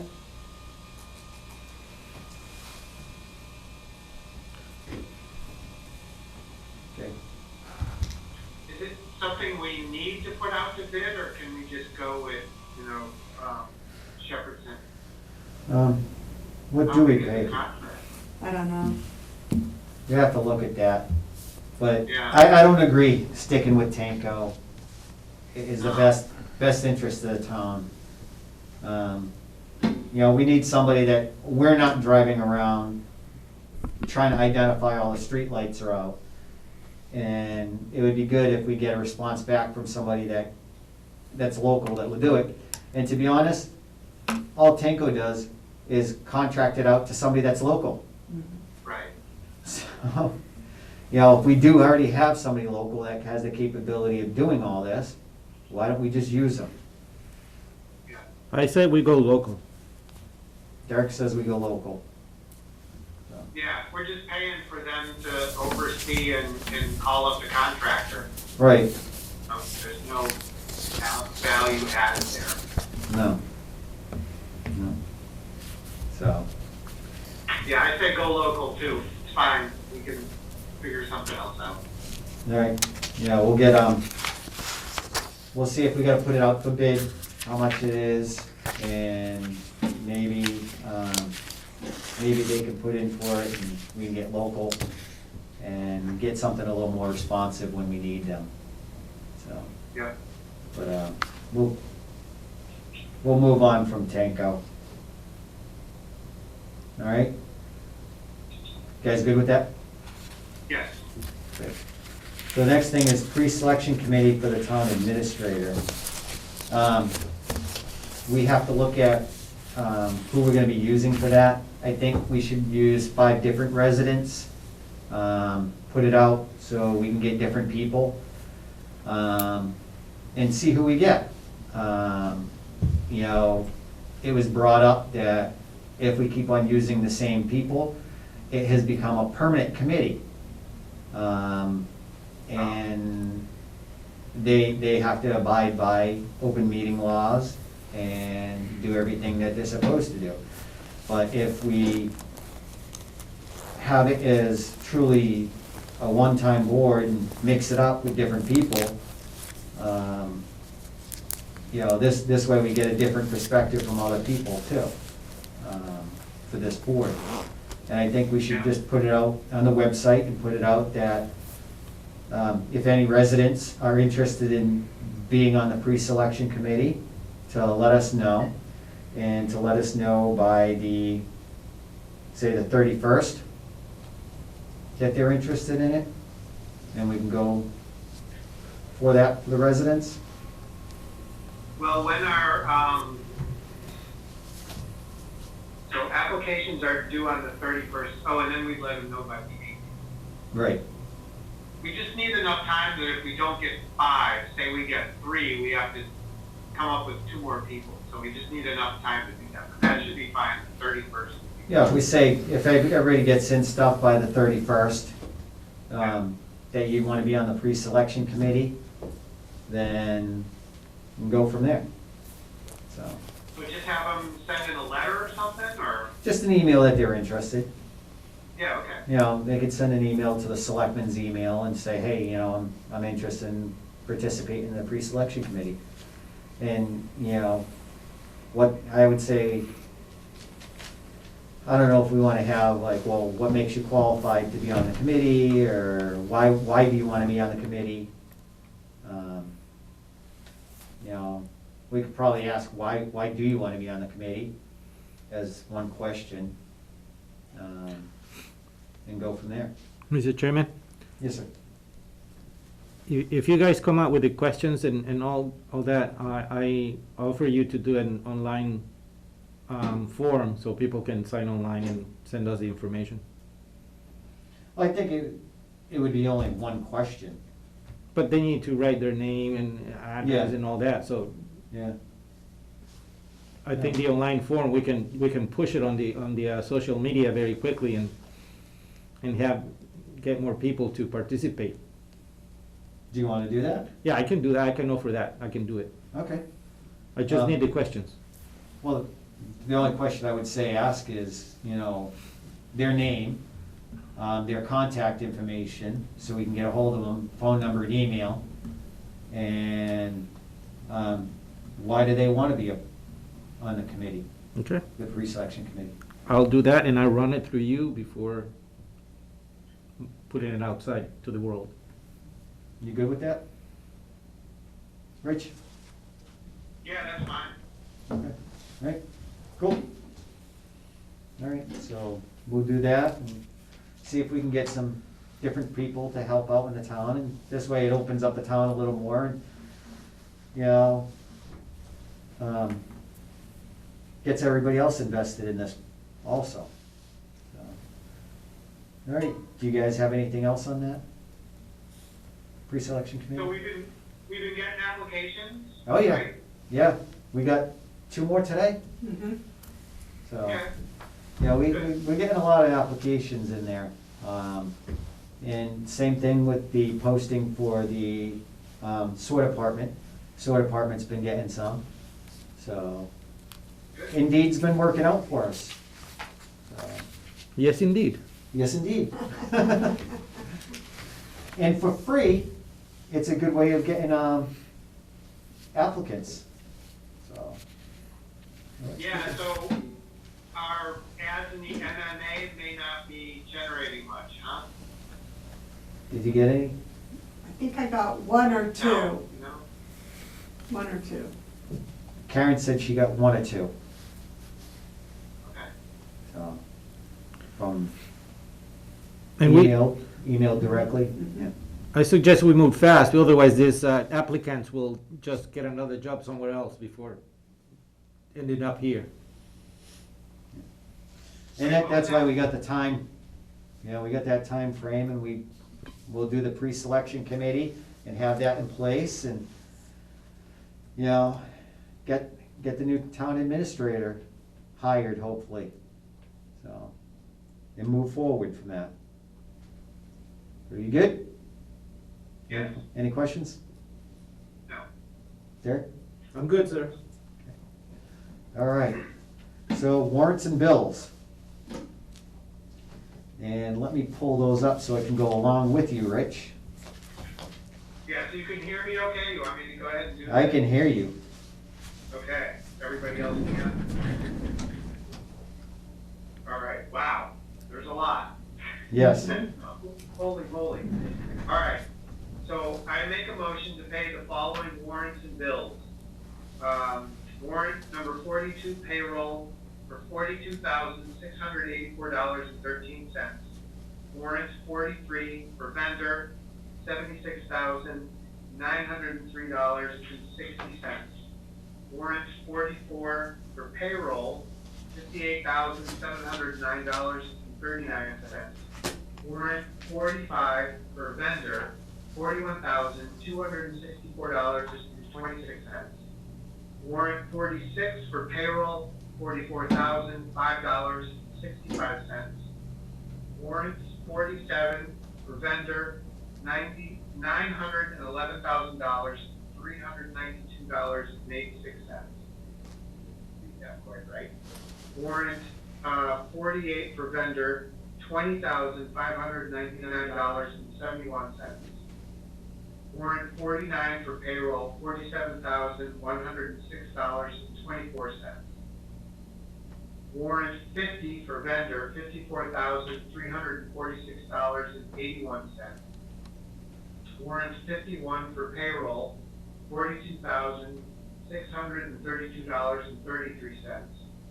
Warrant 52 for vendor, $70,509.57. Warrant 53 for payroll, $41,926.54. Warrant 54 for vendor, $98,380.47. Warrant 55 for payroll, $51,822.02. Warrant 56 for vendor, $41,170.03. Following bills. Well, do you wanna do the warrants and approve those first and then move on to the bills? Usually I read them all together. Okay, all right. Yeah, I'll keep going. Commonwealth boiler inspection for $450. National Grid, a credit of $22,523.28. National Grid for $1,946.79. National Grid for a credit of $351.28. Verizon for $28.69. Rico for $1,744.04. Power Products for $1,599.70. Hankel Lighting for $4,470.38. James Dusty, $97.73. Northeast IT, $2,203. Northeast IT, $499. Modern for $80. BG Mechanical for $1,475. Mass Core for the flag, we've got the flag in the gym. Yes. Excellent. $55.25. Well spent money. James McKeon, $26.88. Sousa's Fine Floors for $1,325. KP Law, $4,786.30. Servue Lock for $31.44. Another Verizon for $28.69.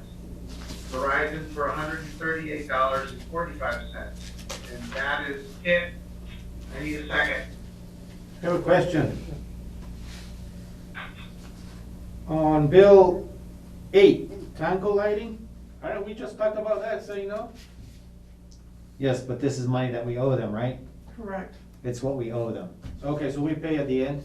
Yeah. They billed us For any work they do, they end up billing us for it. What was in question? We were just talking about Tanko lights. Oh, Tanko. Yeah, number 8. Yeah, I mean, they're expecting their contract gets renewed, so they're just gonna send us a bill, right? That means we have to pay for it? No, No, this is what we owe them. That's what we owe, Oh, okay, all right. just making sure. So we have to pay them and they didn't put the light? No, that was for all the other lights in town that they repaired and fixed for the year. Okay. So I can second now? Second. It was,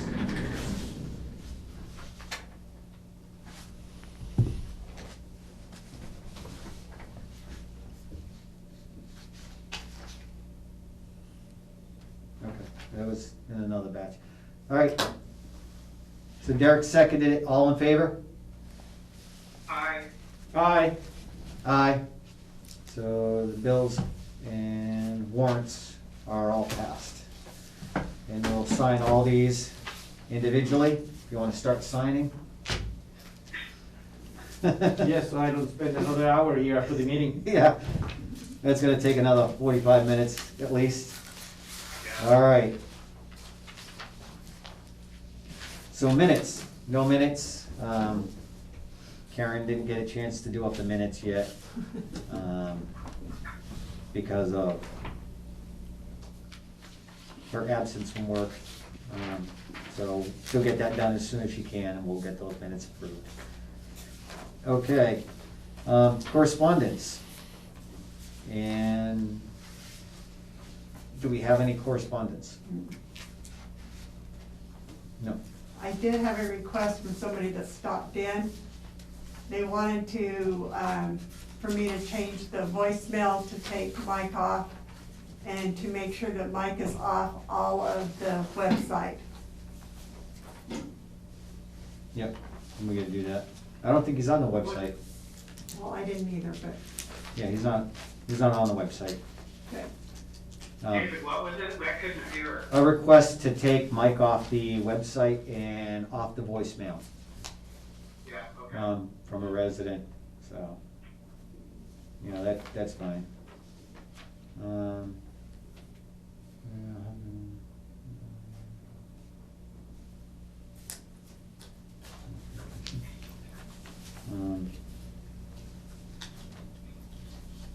We didn't talk about the cemetery.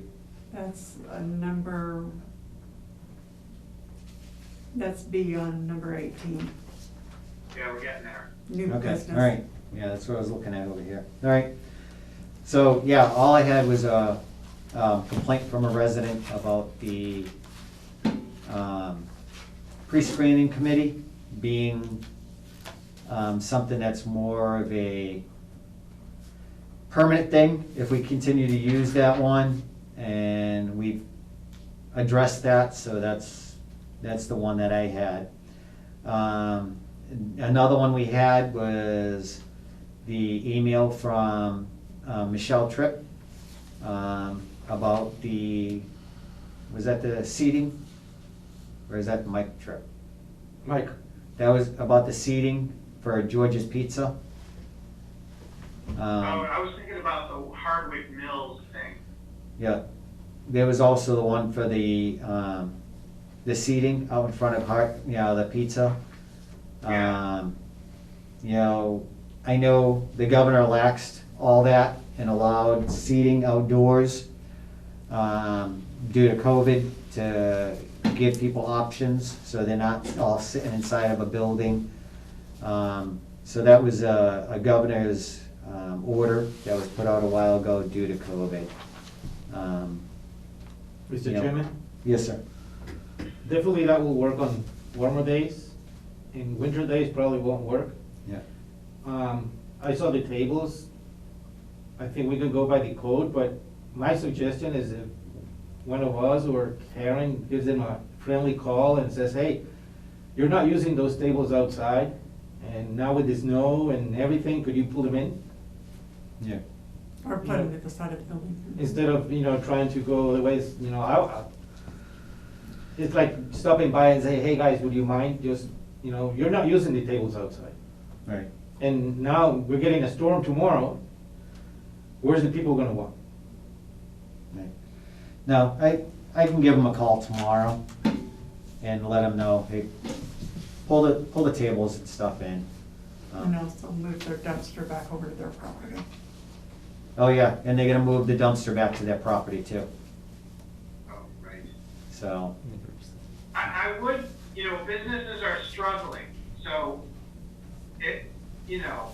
I see now with the snow and stuff, they can bring the tables in if no one's gonna sit outside. But if it gets nice again, I think we should let them have the tables outside.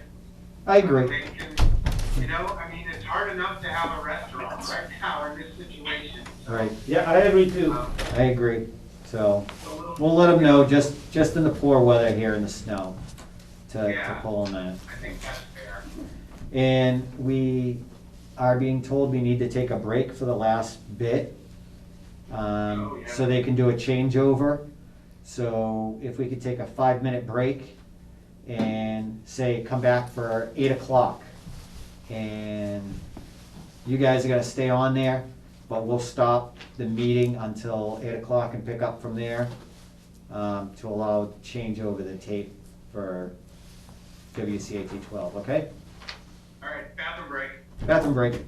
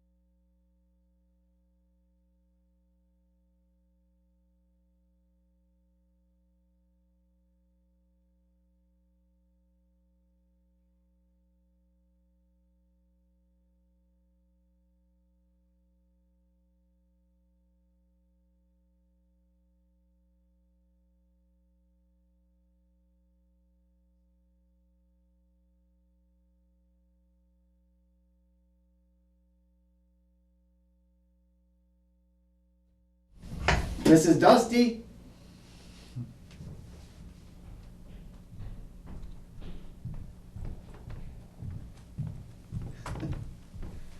So will we still have to take a break when we have the new cable equipment? I hope not. Just waiting for Derek to get back too. He had to run to the little boys' room.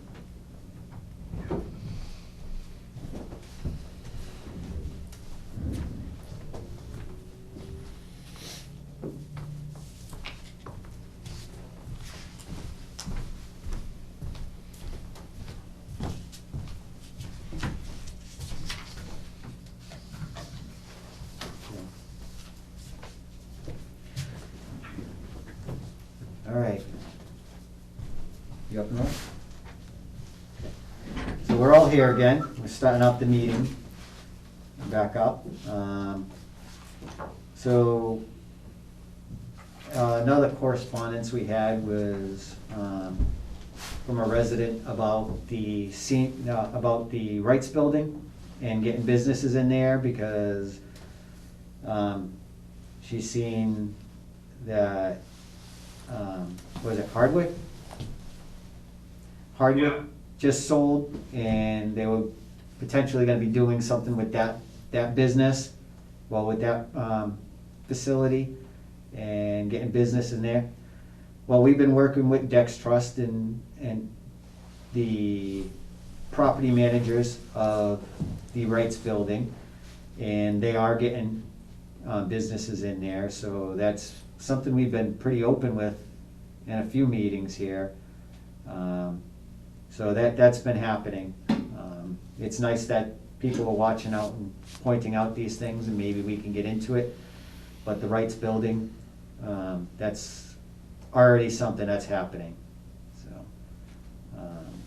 did you have anything on that, Rich? No, just add to that those buildings are privately owned. Yes. So there's not a lot the town can actually do. You know, we can't force anything. We have to work with the people who own it. And if, for some reason, the people who own it just sit on it, there's not a lot we can do. Right. But in this case, we are working with Dex Trust, and they're great people to work with, and they have some big plans. They do, yeah. So So- it's gonna, yeah, be exciting. Yeah. Did you have anything about that? Well, we all want business over there, but like Rich said, it's private property. Only thing we could do is, support and encourage businesses to come to Warren and perform here and try to get a business here. That's all we can do right now. It's not our house, but the way we take care of our buildings, that's not one of ours. So, but we're, at least I am, all supportive of any kind of business trying to come to town. Either it's at the mill or any in the area.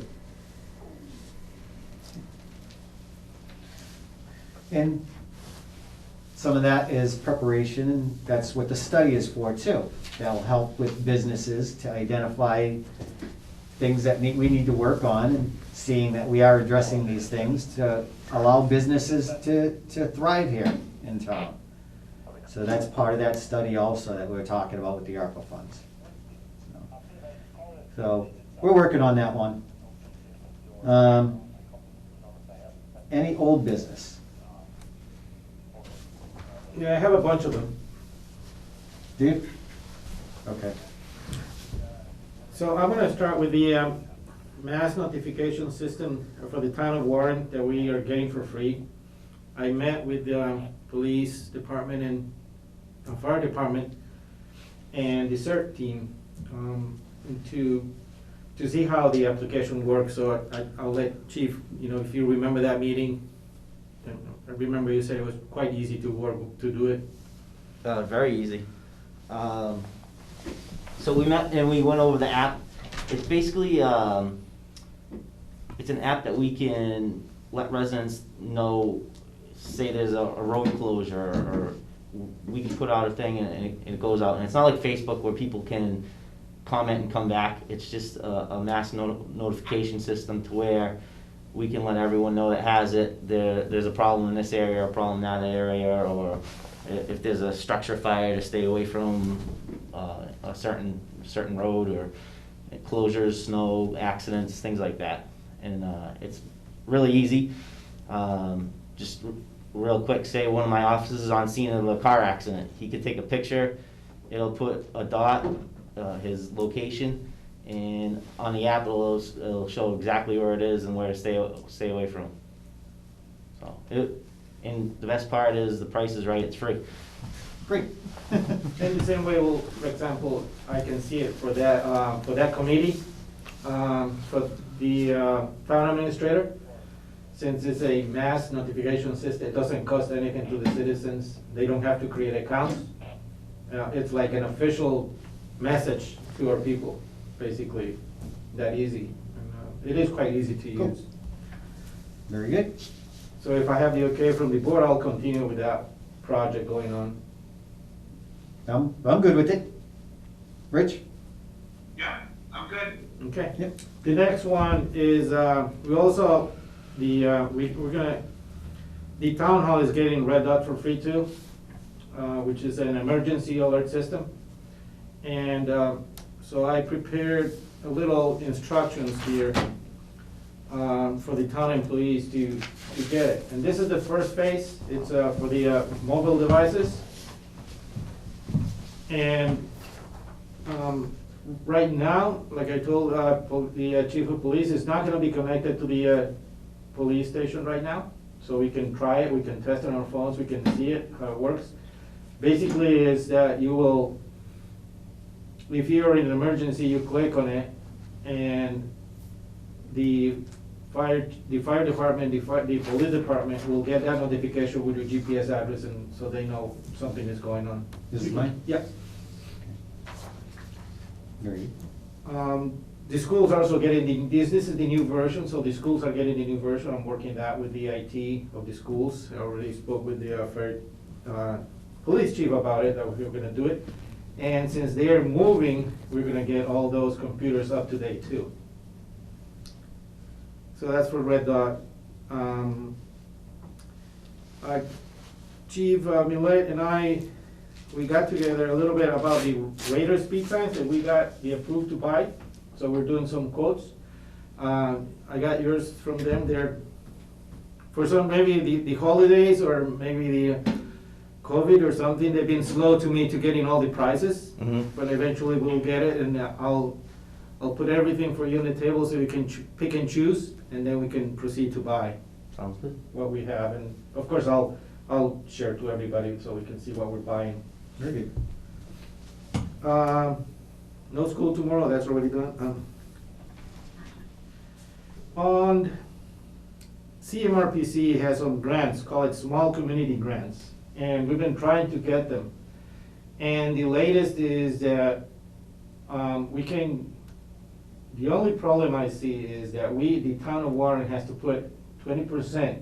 So for example, if we're getting $100,000, the town has to put $20,000.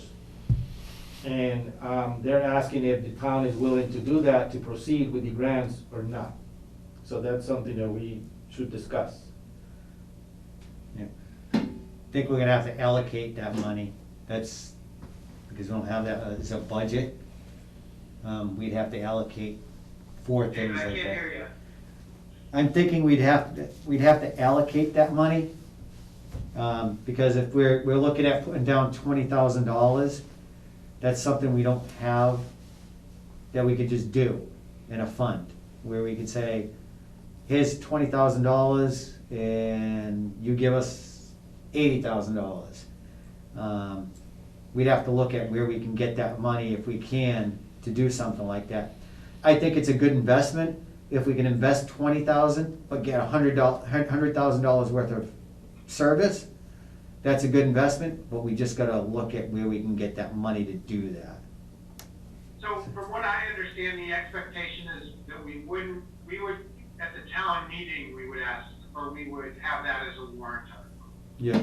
So I'm I don't think we need to do this now. I think this is just something we need to be aware of.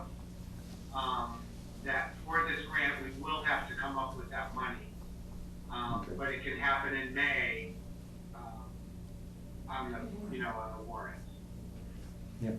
So I'm gonna tell them that we're gonna have this in our annual town meeting and hold it for now, because the applications are due this month. So we can't commit. Okay.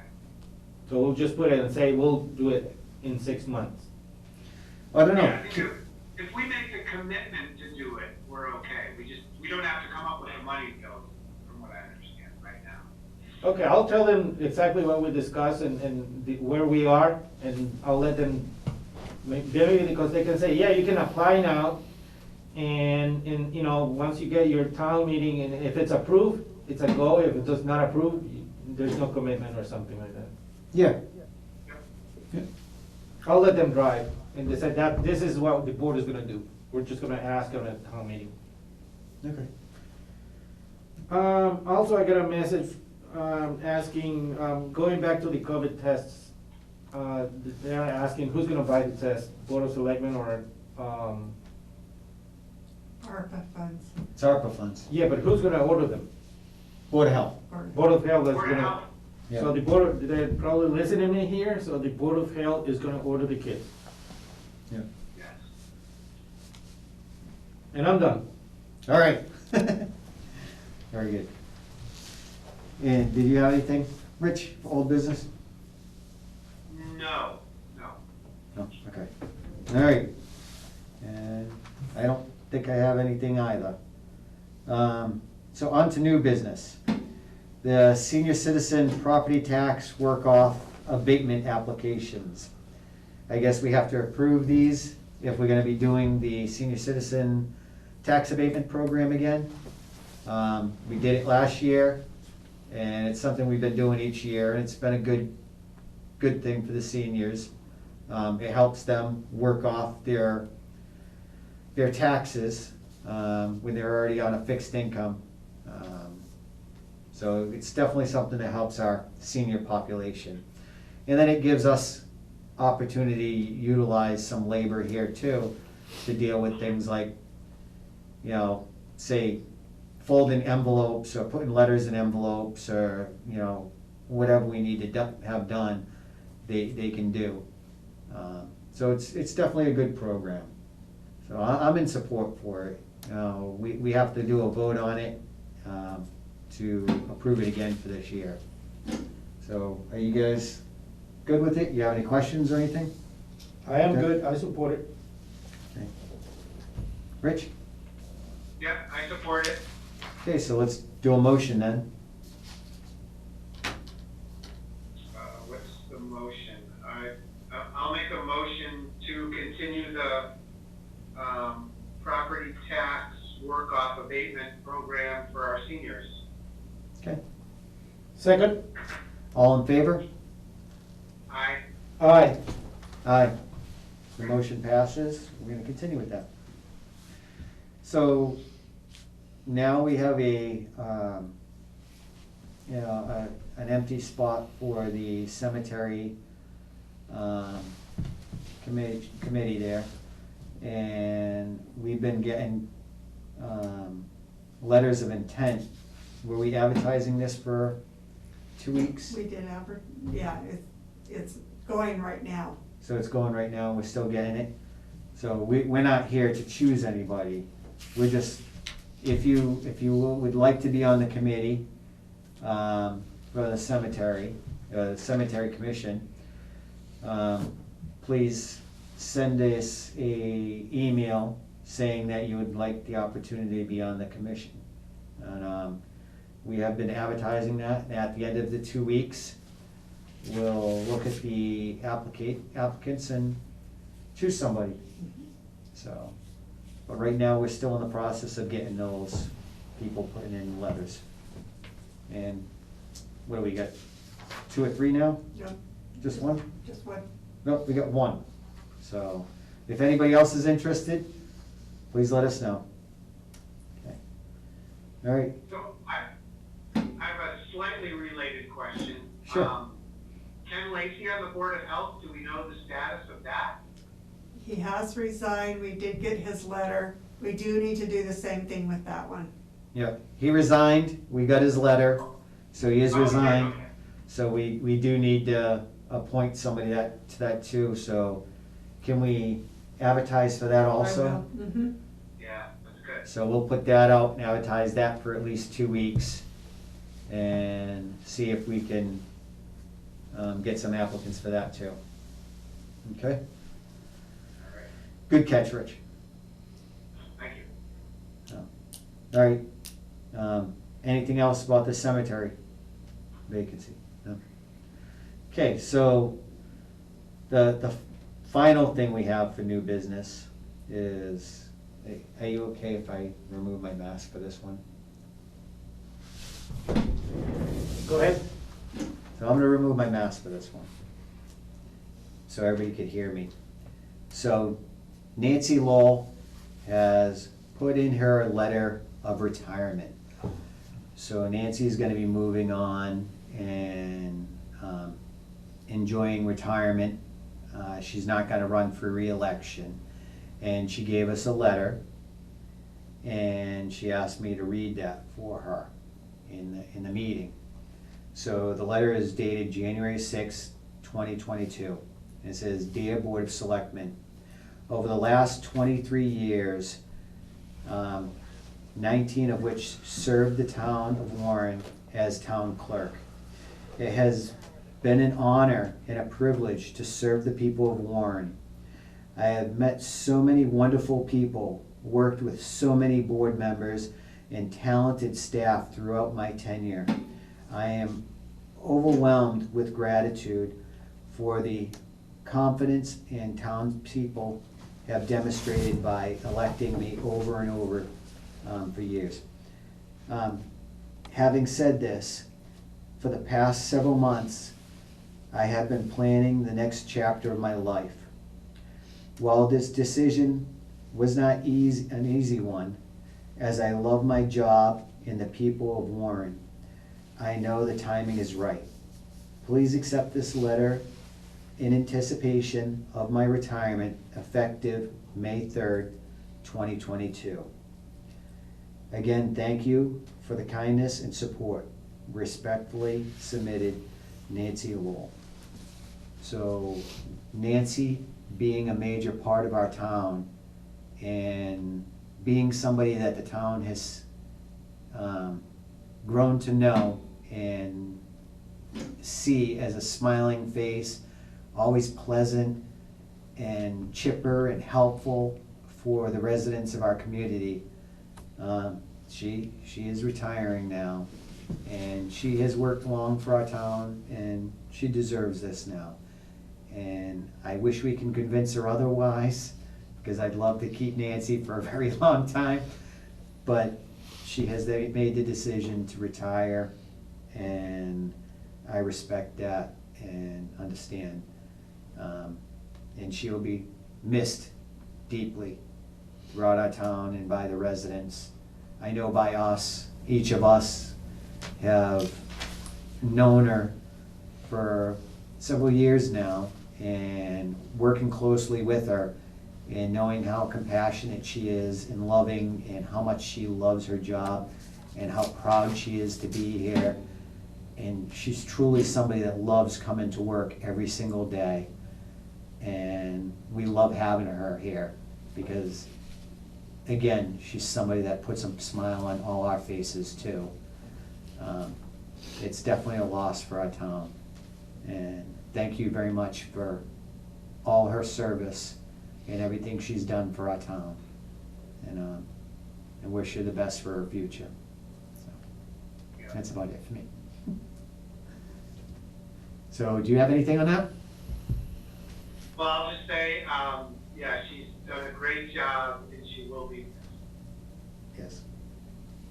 big shoes to fill. Big shoes to fill. Well, I don't have many words to thank Nancy.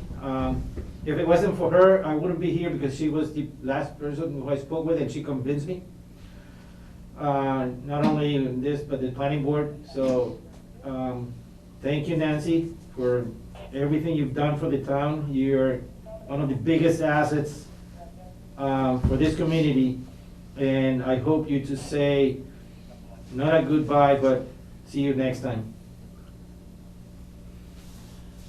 Did you want to say anything, guys? I've been here 15 years and known Nancy this whole time, so it's gonna be a big loss for the town. Hopefully she sticks around, like we can see her every now and then. Yep, I've had a very special relationship with Nancy for many years. Same thing as Jerry. We came up the same amount of years here. So known her entire career. Never a person that has a bigger smile on her face than her. So, you know, she's been a huge part of this municipal building and the town in general, and always has her ducks in a row. So, I was, when she told me she was retiring, that was a tough one to take. But she will be missed by all of us for sure. Absolutely.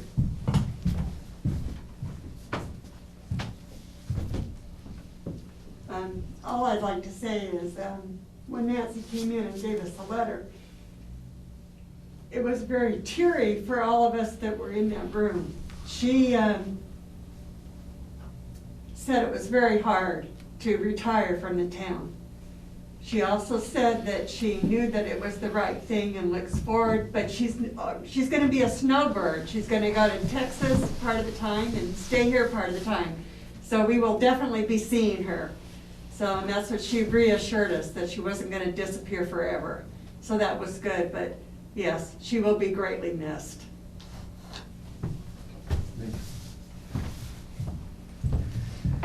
All right. So that was a hard one. She deserves the time, and we'll always have a spot here in town for Nancy. So. All right. So moving on, before I get too emotional about this. Comments and concerns. Do you have anything? Can you hear me? Hold on, Bev. Hold on. Hi, can you hear me? Yep, Bev, hold on one second. So Rich, do you have any comments and concerns? No, I don't. Derek? I have, but just at the end. You good? You want to? Yeah, well, I don't want to, I'll do it at the end. Let the public go. Okay. Do you guys have anything? No, I don't think so. No? Okay. Bev, did you have something?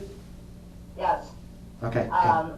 The board has been transparent when informing the public on the town website with the engineering reports that were done on the condition of the Warren Town Hall. Will the board also be posting the letter Mr. Dufresne received from Mr. Holtz of the Mass Historical Commission? Well, that we're working with him right now, and we're trying to set up a meeting. Yeah, but can't you just, post the letter so people are aware of what you would be meeting about? Well, all he's saying is that the Historical Commission is looking to, if we don't fix the building, they're looking at enforcing the order and potentially suing us. So Well, I could put that up there if that's something you would want. I think so. I think it would be, Yeah, I have no problem with that. okay, because you're always saying you're transparent, so. And we are, and I have no problem putting that up there. Okay, thank you. So you're aware, we are trying to work out a day to meet with him. And the attorney, Jeff Blake, is working with him and has had a conversation with him. Okay, thank So, you. You're welcome. Anything else? That's it. Okay. And sad to not see you tonight. No. Does anybody else have anything on Zoom?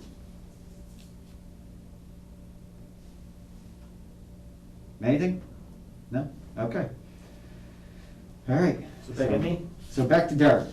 So, I missed this part. I hand you one sheet of instructions for Red Dot and actually there are 2 sheets, so here's the other one. Oh, okay. And I just wanted to play a little bit with it, and I have it installed on this phone. Yeah. And I think I got your phone numbers correctly in the system, so if I hit it right now, you should get my alert. So I'm gonna Go ahead. trigger it, send the alert. Okay, so what it's gonna do is, you got it, somebody got it, Rich, you got it? No, that was Facebook. Yeah,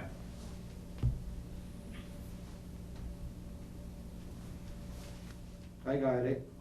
Yep, I just got it. I got it. There you go. Karen got it too. Now, Yep. So if you open the link, when you scroll down, you will see that you get the GPS location of where am I. And this is the message that anybody in the system will receive, so you are aware that I need help. So if something gets out of control in the room and before it gets pretty bad, you can trigger it. And all the police officers, fire department, I could even, specify a little bit more. Let's say I need an ambulance, I took an ambulance, and you will see right now it's gonna show that I need an ambulance. Okay. So that's how it works. Is that very simple, very easy. Yeah, very good. Show it on your, good. Dave, show it on the thing, what it looks like. So, can you see that, Rich? What that looks like?